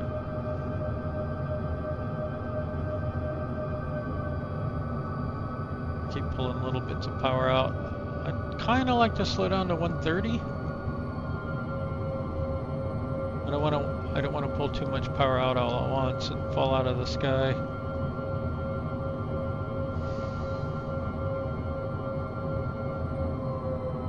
It seems like the more power I pull out, the faster I'm going.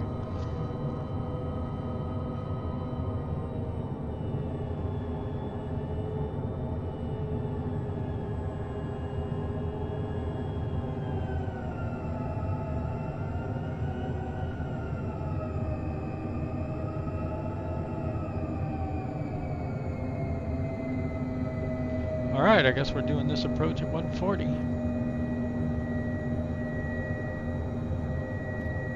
Okay, idle.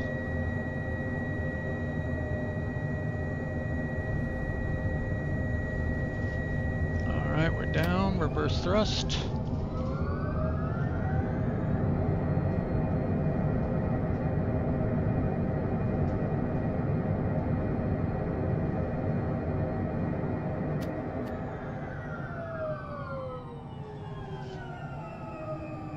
And we're down. Felt like that went pretty smooth.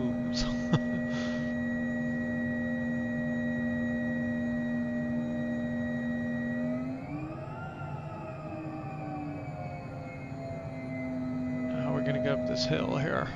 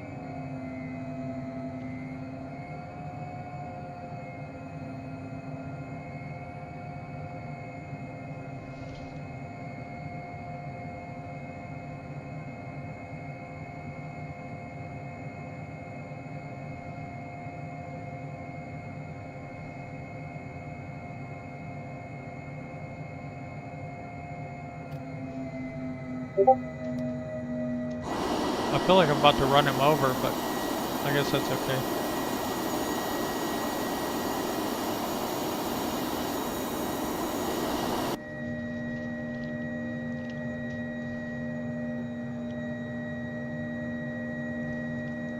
Can't remember if we can get through here or not. Is there a cabin door thing?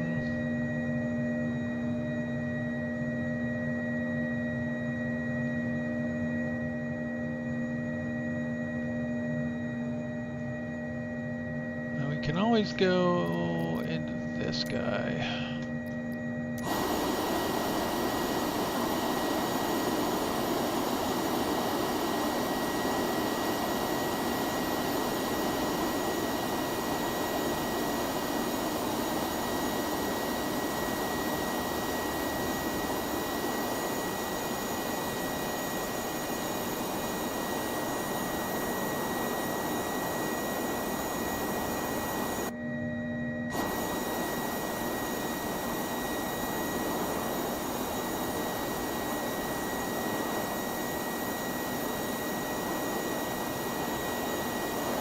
I guess this is like first class, completely cut off from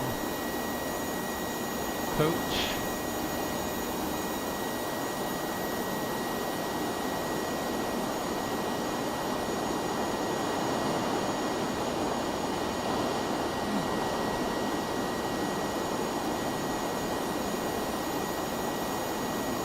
Huh. Something weird is going on there. Not positioned correctly.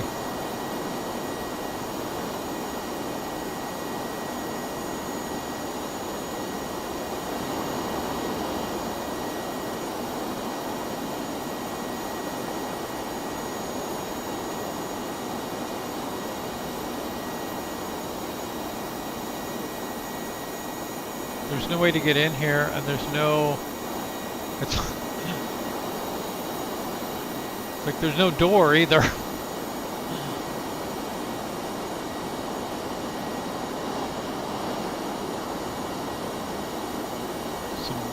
luggy something there as well.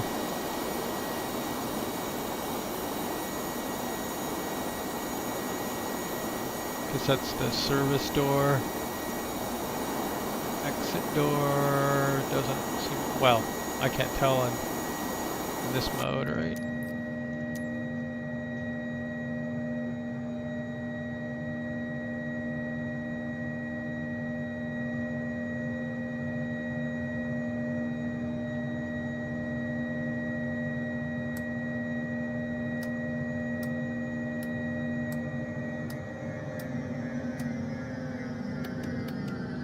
Flaps up.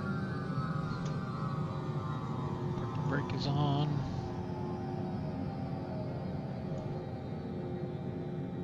Toggle exits at rear of the aircraft.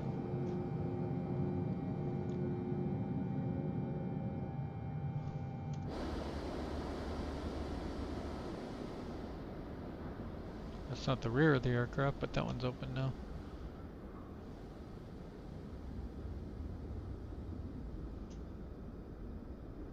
So you can't open that door.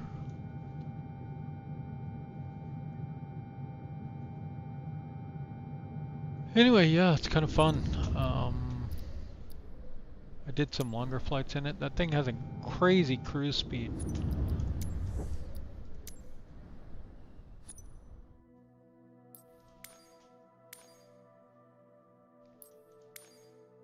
Yeah, 524 knots to airspeed.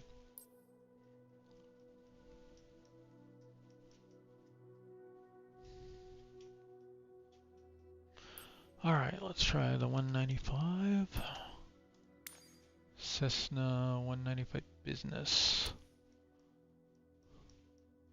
Liner.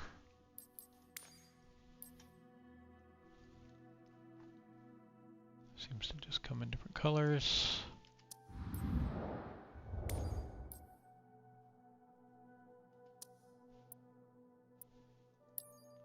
It is a tail dragger.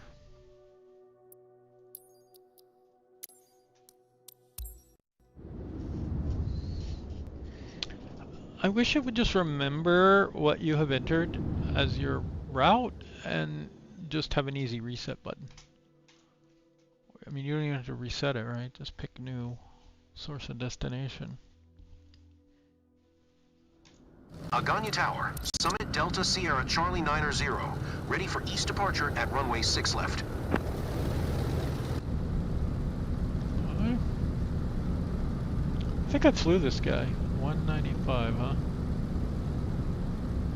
It doesn't tell me what it is. We've got pitch prop mixture and throttle. Basics. We want 110.3, right? Nav 1. Whoops, wrong one. 1103. Is there a nav 2? It's a COM 2, but seems to be no nav 2. Flaps lever. Let's go, flaps. Okay, so they're either up or down. Let's go up for takeoff. Nav lights on, landing lights on. Battery and alternator are on, beacon is on, instrument lights can come on, pitot heat we don't need.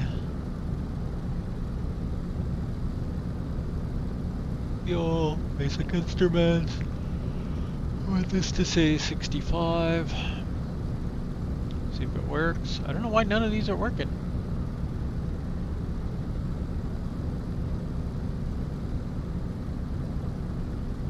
This should be COM 1, yeah. Good overhead view. Air temp gauge.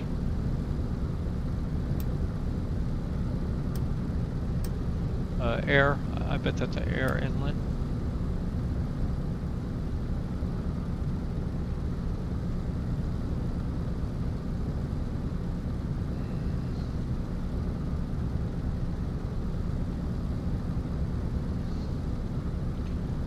wonder if that's the parking brake?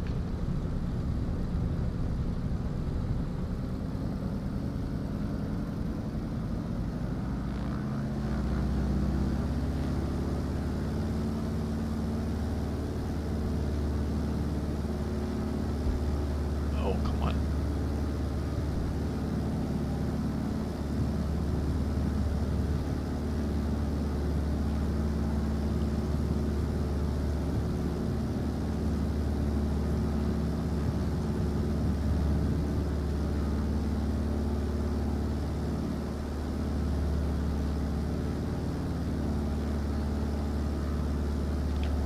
So many tail draggers. I'm so bad at tail draggers.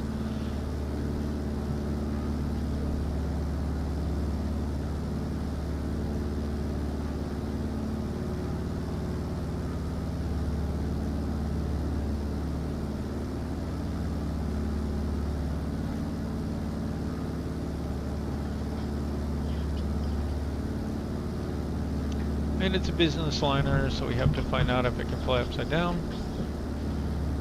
Or is it gonna die? I think it's gonna die. Creak, creak, creak, creak.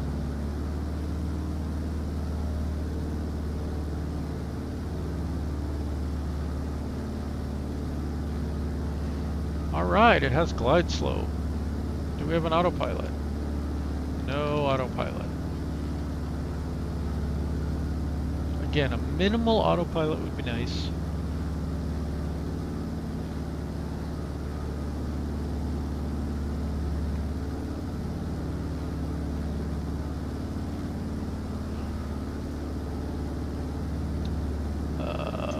Fuel, oil temp, manifold pressure. We'd probably want to like not go full bore if we were doing it for real. Maybe pull back on the RPMs a little.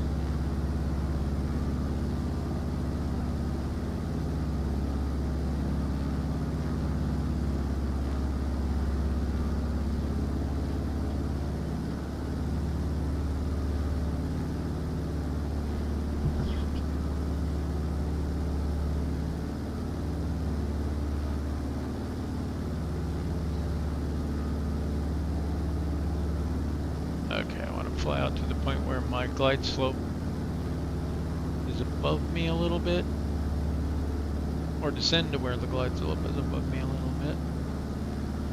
So I'm always turning around and I'm way too high.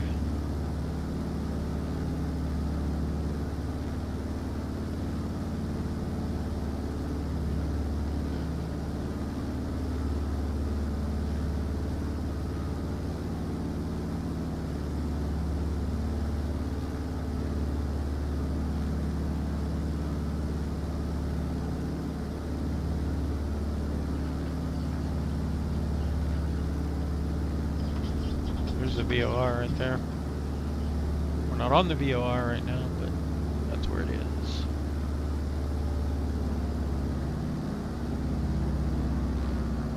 Oh, I didn't check if we have fixed gear. Yeah, okay.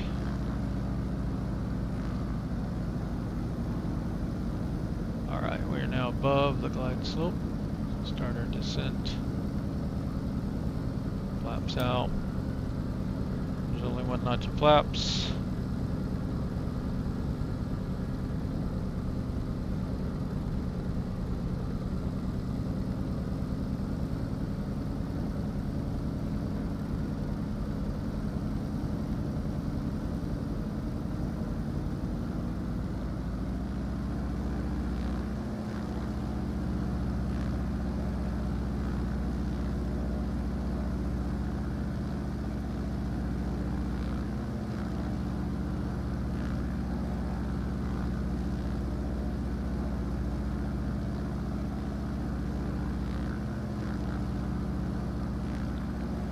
We're a little low on the glide slope, so I'm adding some power.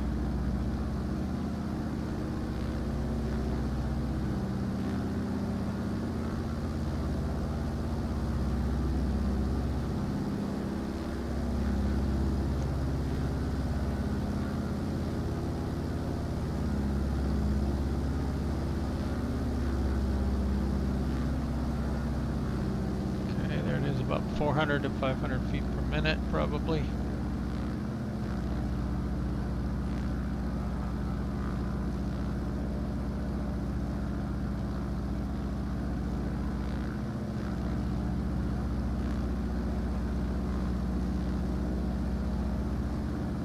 So low on the glide slope. Why do I do this?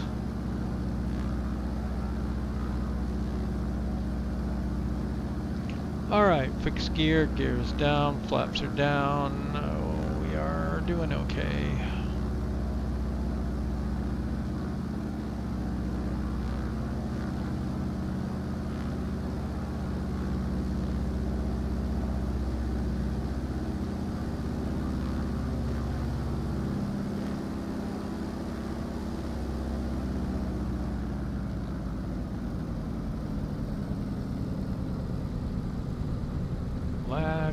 Lag.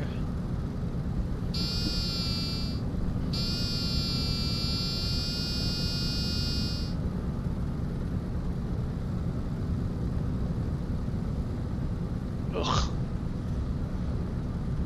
That was ugly. I don't know why they give me so many tail draggers. Why does every plane in this package have to be a tail dragger?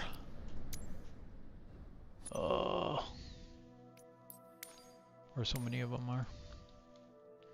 Alright, next up is the Cessna T207.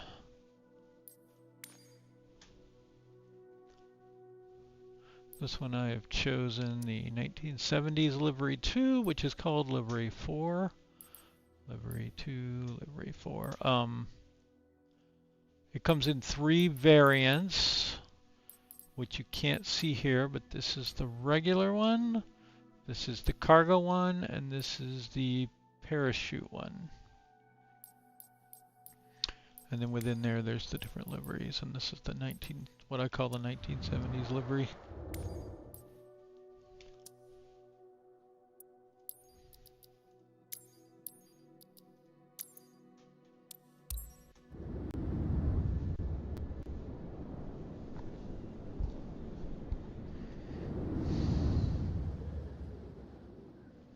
This one I have flown before.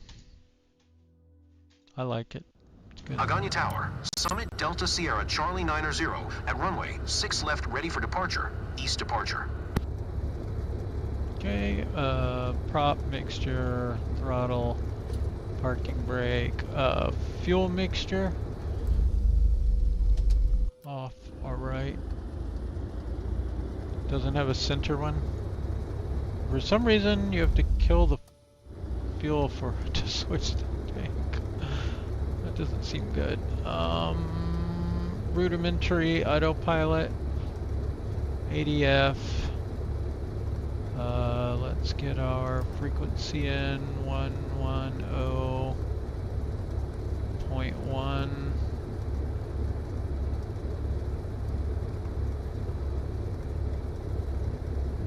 Nope, 110.3.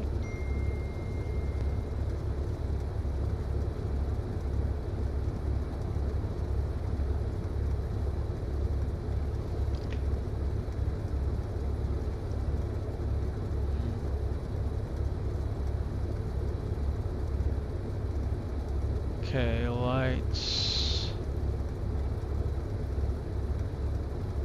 Pitot if we wanted it. Avionics master. Fuel pumps.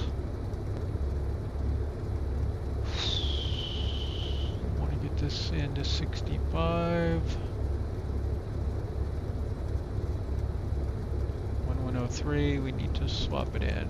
1103. There it goes.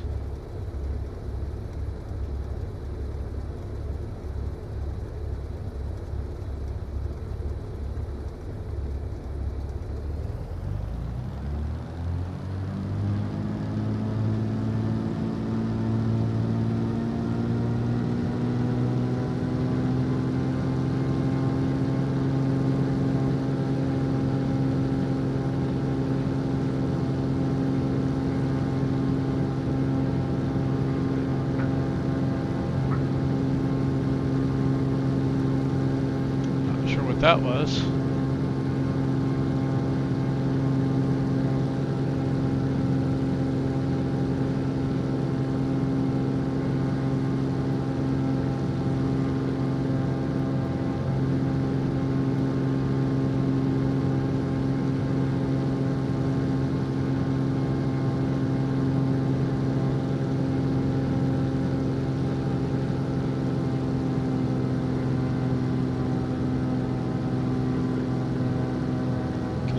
drop RPM down here, pulling that back just a little.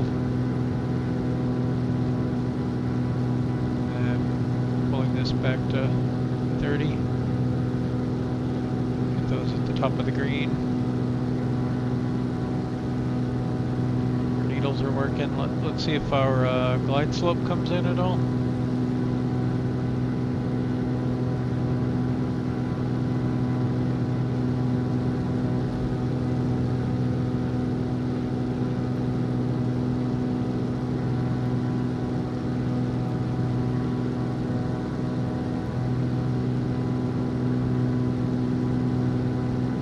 I'm not seeing glide slope work.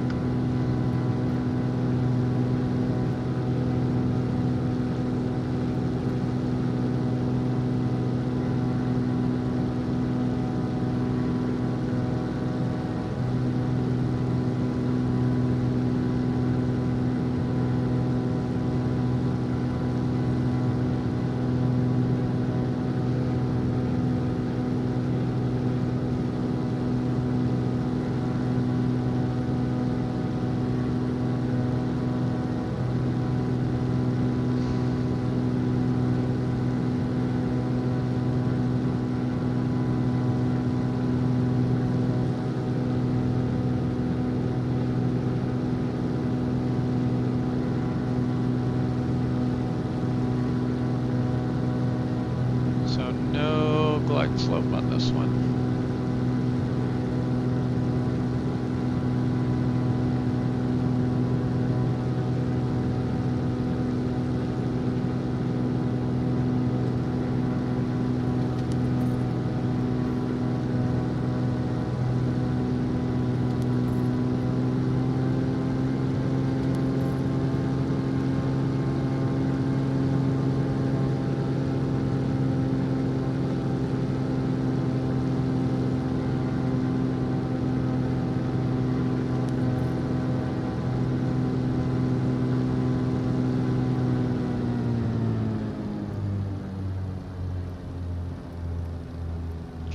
Fixed gear? Yeah.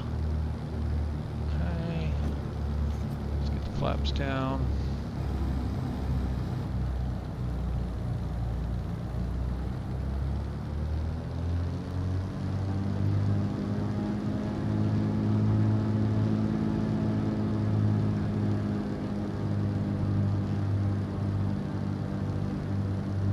Now the VR doesn't seem to be working, or I'm lined up with it really well.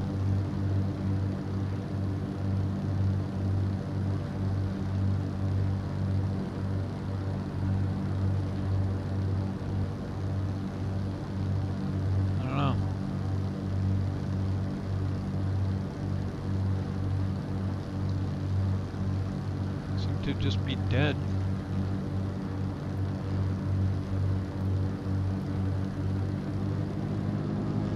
A little low, add power.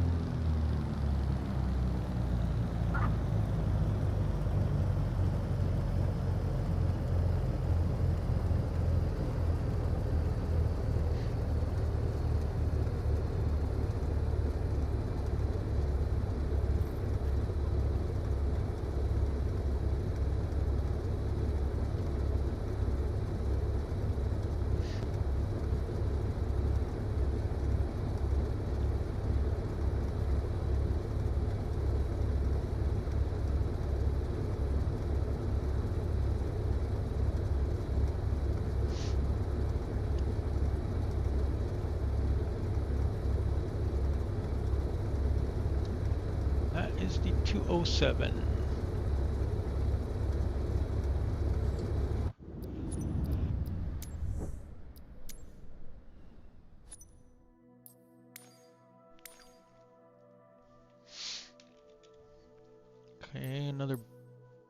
want that one.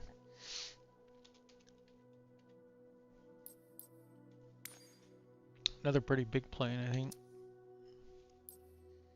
Curtis C-46. Comes in a few different variations.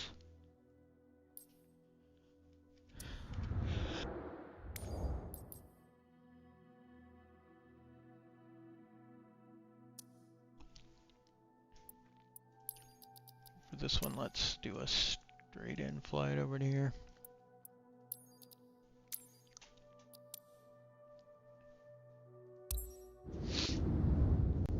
Gives me a longer runway to land on, although I haven't really needed it on any of them.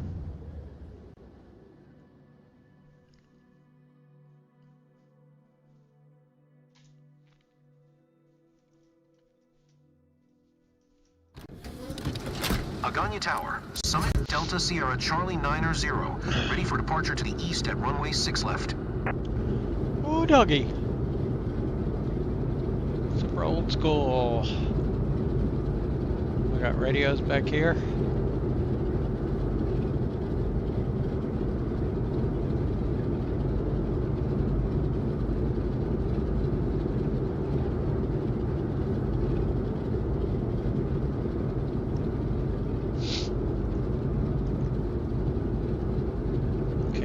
Some flaps. See, there's 1, 2, 3, 4, 4.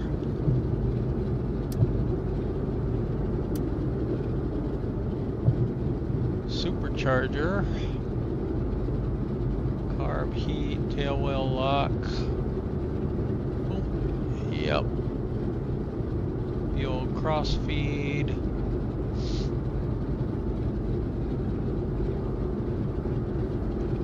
Throttle props, mixtures, cowl flaps, pitch trim,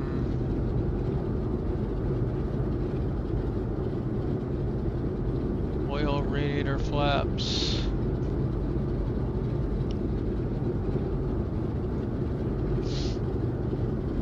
starters, battery, magnetos, inverters for AC power, lights are off for some reason. I think we want bright.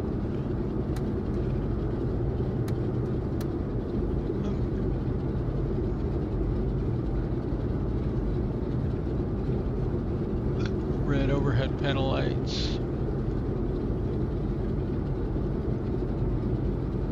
Avionics. Secure aircraft. Deploys the chocks and tie-offs. Floodlights.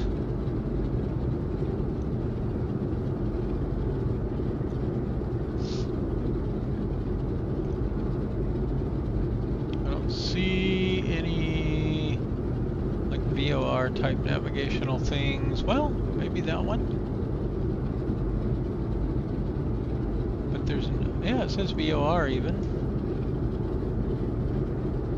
We have an ADF somewhere. Radio compass. Airspeed climb, those are important.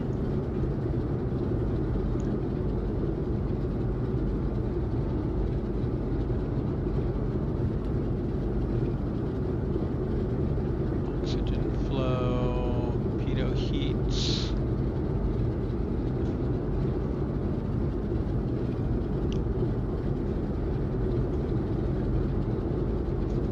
How do we operate the radio? I didn't see anything light up over here.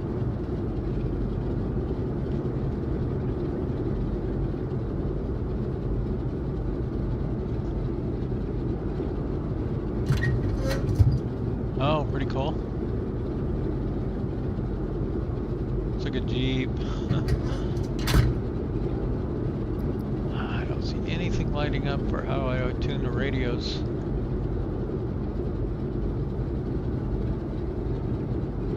Alright. Oh, I see a radio. We're flying across, so that's 1103. I think I did the wrong frequency for the other flight. Nope, this is 1101. We're 1103. Swap. 1101. Heading of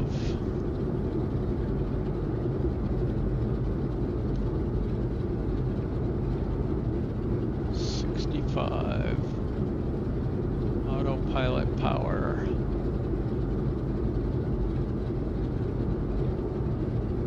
Okay.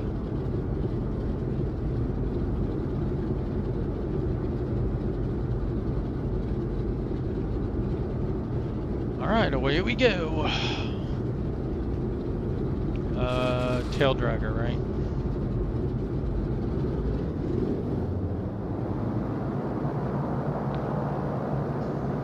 Ugh.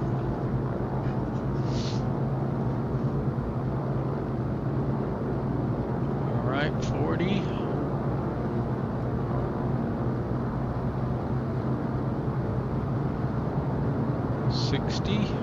Tails coming up. 80.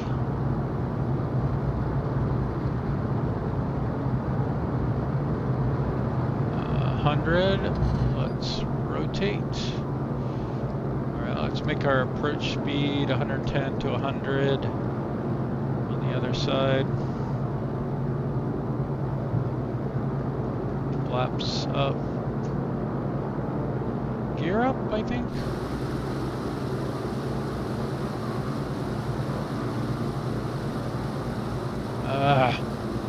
It's going the wrong way.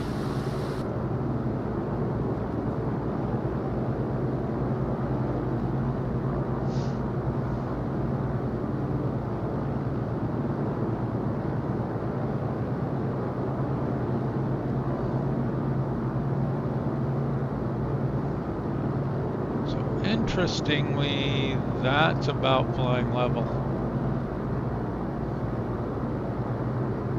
Seems like you're looking so far down. That's the default sight picture.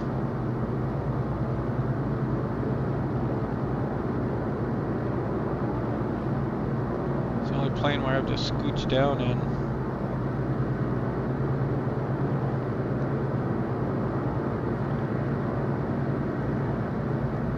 Alright, that's enough speed, I think.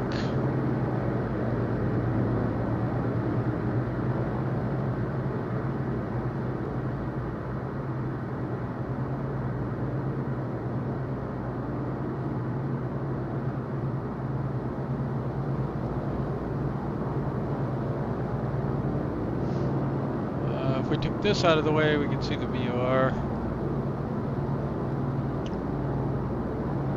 Pointer.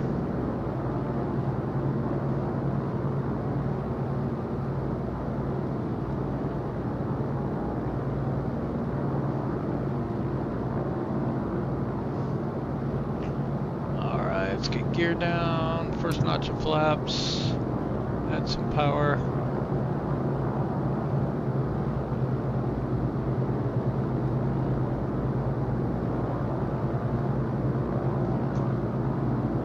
See how to turn this at all, because we want it to be at 6.5. I'm not sure.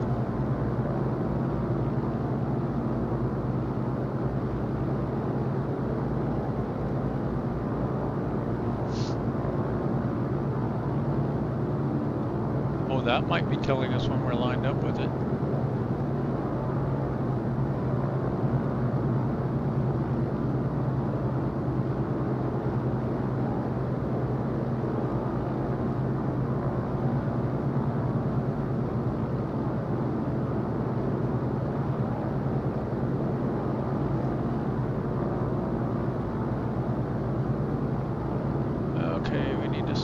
Descending.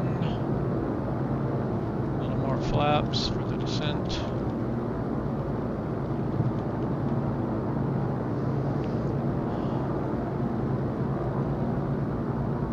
Let's say, what, 600 feet per minute maybe? 700?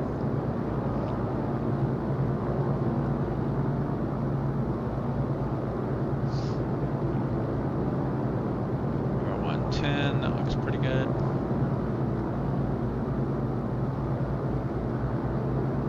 Swinging too far to the left.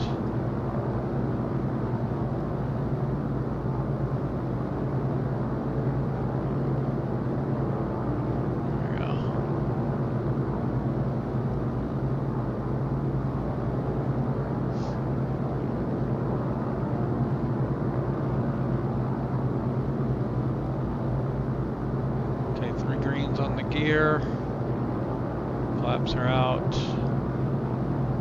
We're in a tail dragger again.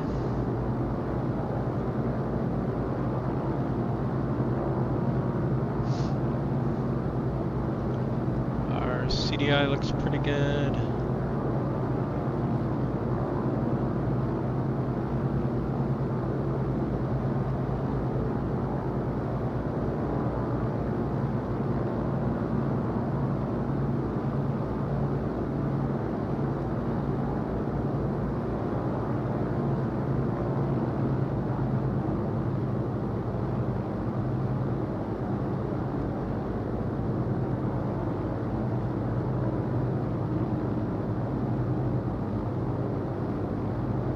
Okay, this thing lands really high up.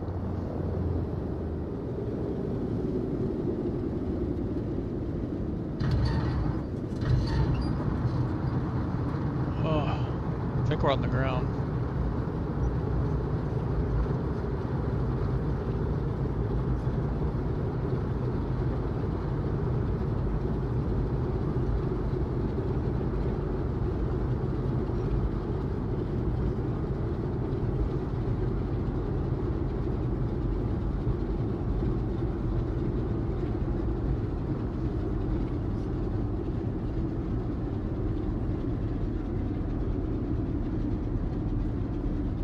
Burp.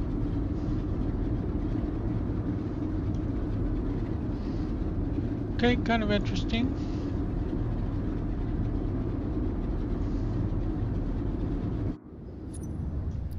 I like the 707 better for an older plane. Alright, I can't remember if I've flown the next one or not. It's the Caribou.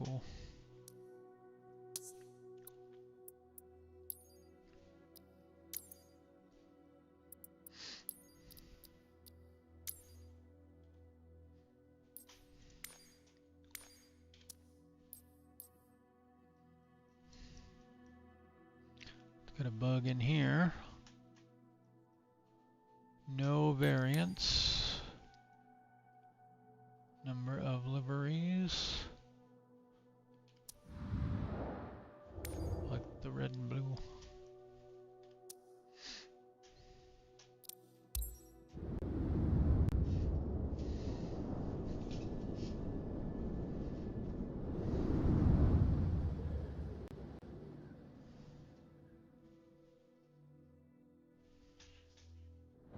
Agana Tower, Summit Delta Sierra Charlie 90 at runway 6 left ready for departure, east departure. Overhead throttle. Gust lock is unlocked. Mags. Flaps levers over there. It's got the tiny little Garmin.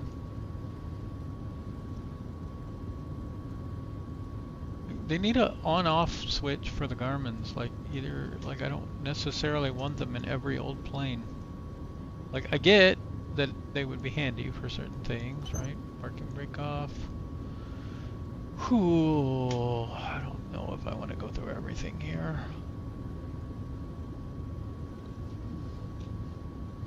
It's got a V-Speeds panel.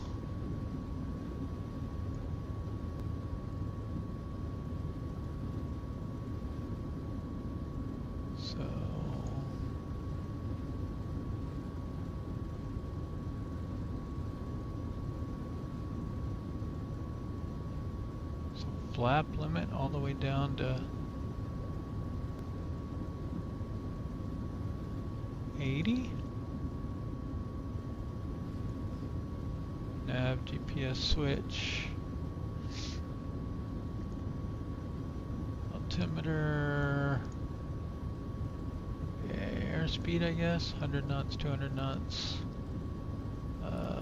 Here's our CDI.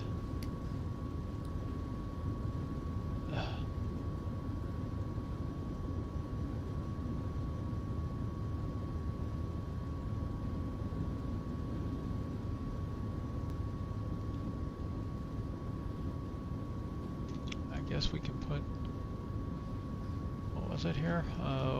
1101. It's already at 1101. Where would you normally put them in? There they are.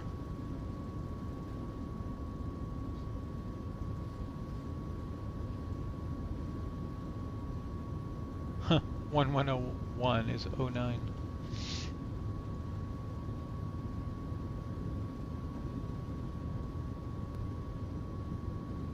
Military TACAN, nice.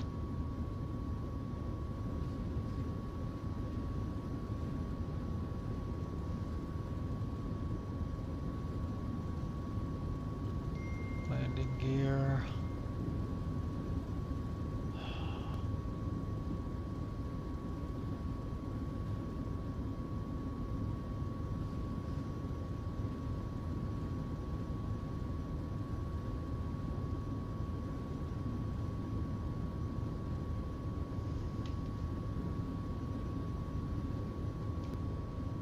Starters were down there. Oh boy, okay. Bunch of fun stuff back here.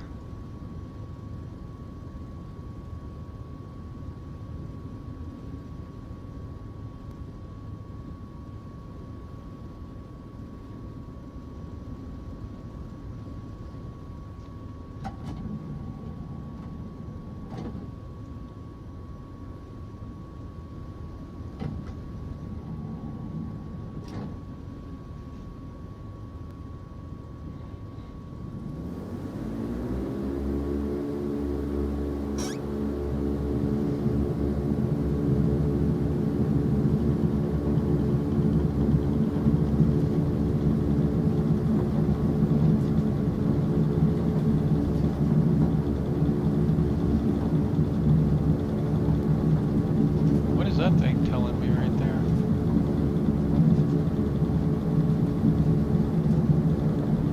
Huh, okay.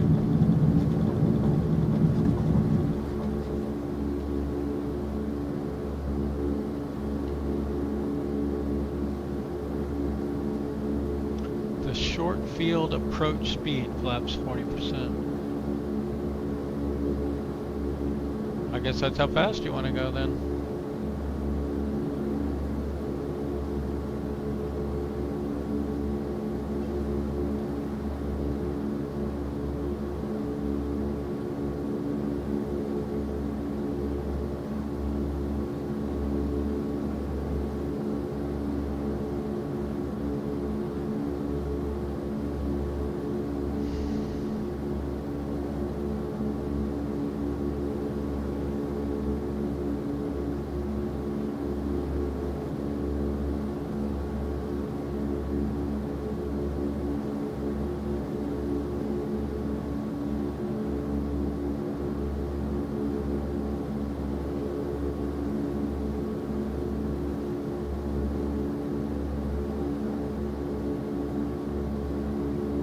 Alright, we got our CDIs active, so we are low on the glide slope,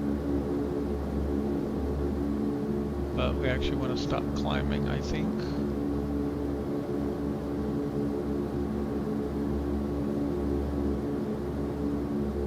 And I'm going to start pulling some power back.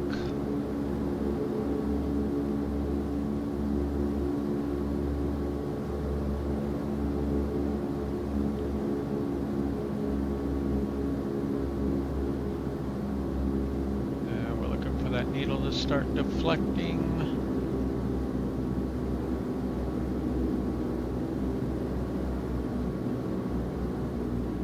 And this is going to be my last plane, and then I'm going to go walk the dog.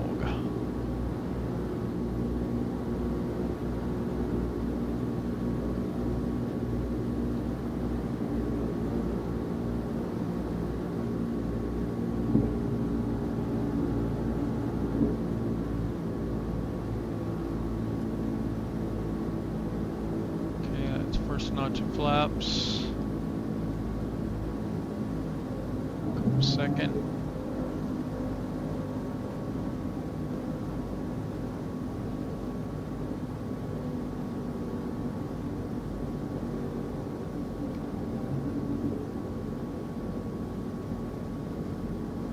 glide slopes coming in.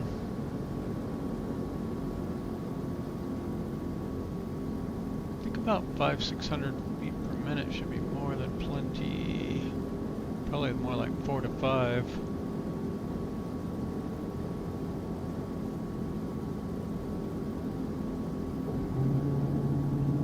Okay, that's going to be full flaps there. Alright, and now we can use our little meter here.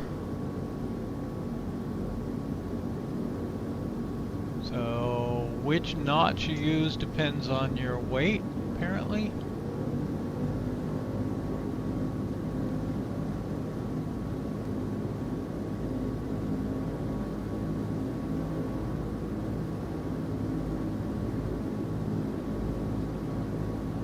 There we go.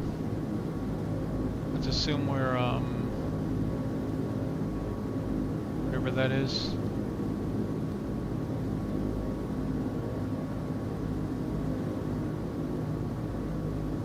Okay, we're a little low, right? So we want to ease it up a little to the right.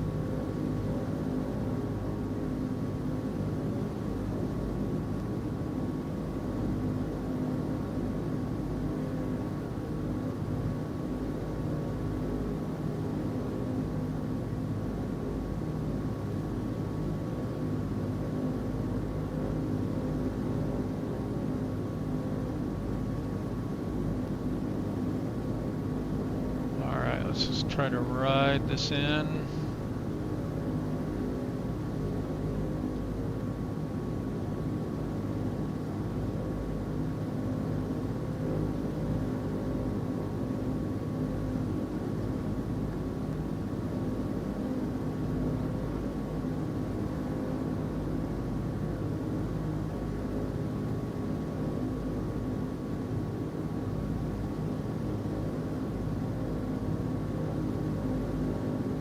I like it when you get the plane all stabilized to fly the approach. You're not having to fight it so much.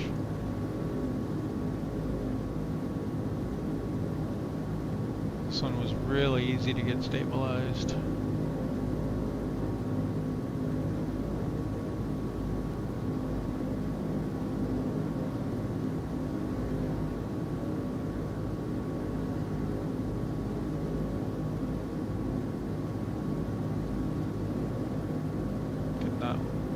Glitchy lag right at the last minute. Alright, gears down, flaps are down.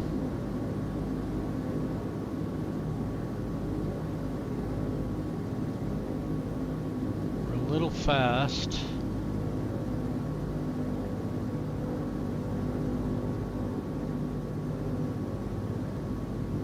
That's okay.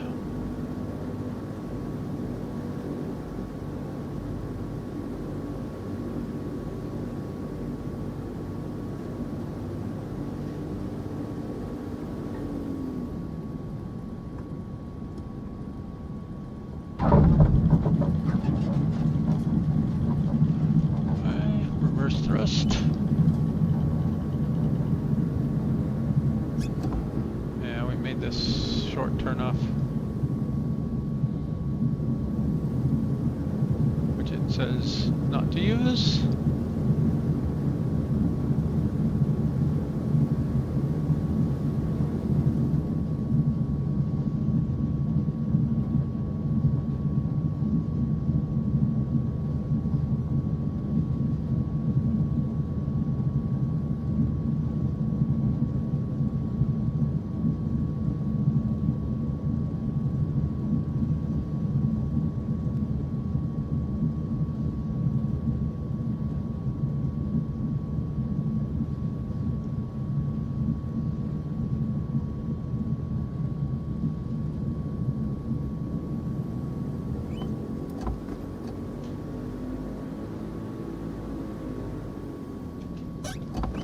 Alright. And that is the end of that series, I think.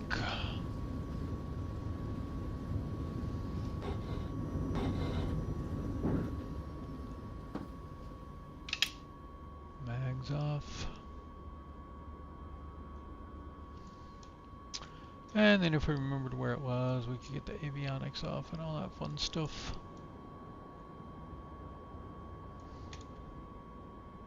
Now I have to fly this plane a little more. I kind of like it. The VOR was working, or the CDI for the VOR was working. It had the military TACAN possibility. We'll have to try that out. Find some places with TACAN and tune it in. See how it works.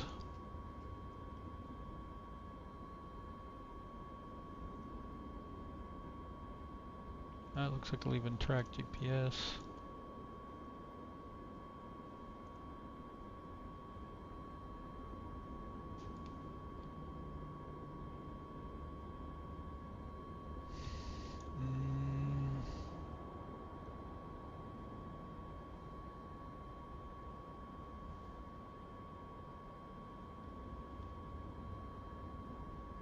Got some checklists right on the dashboard. This was really cool.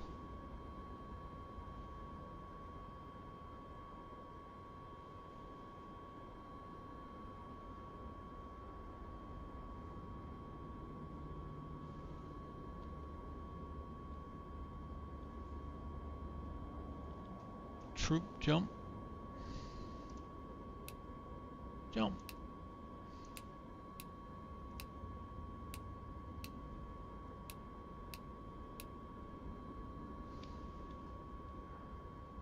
Guessing it's a paratrooper plane.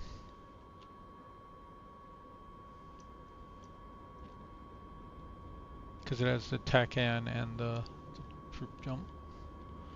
Durr.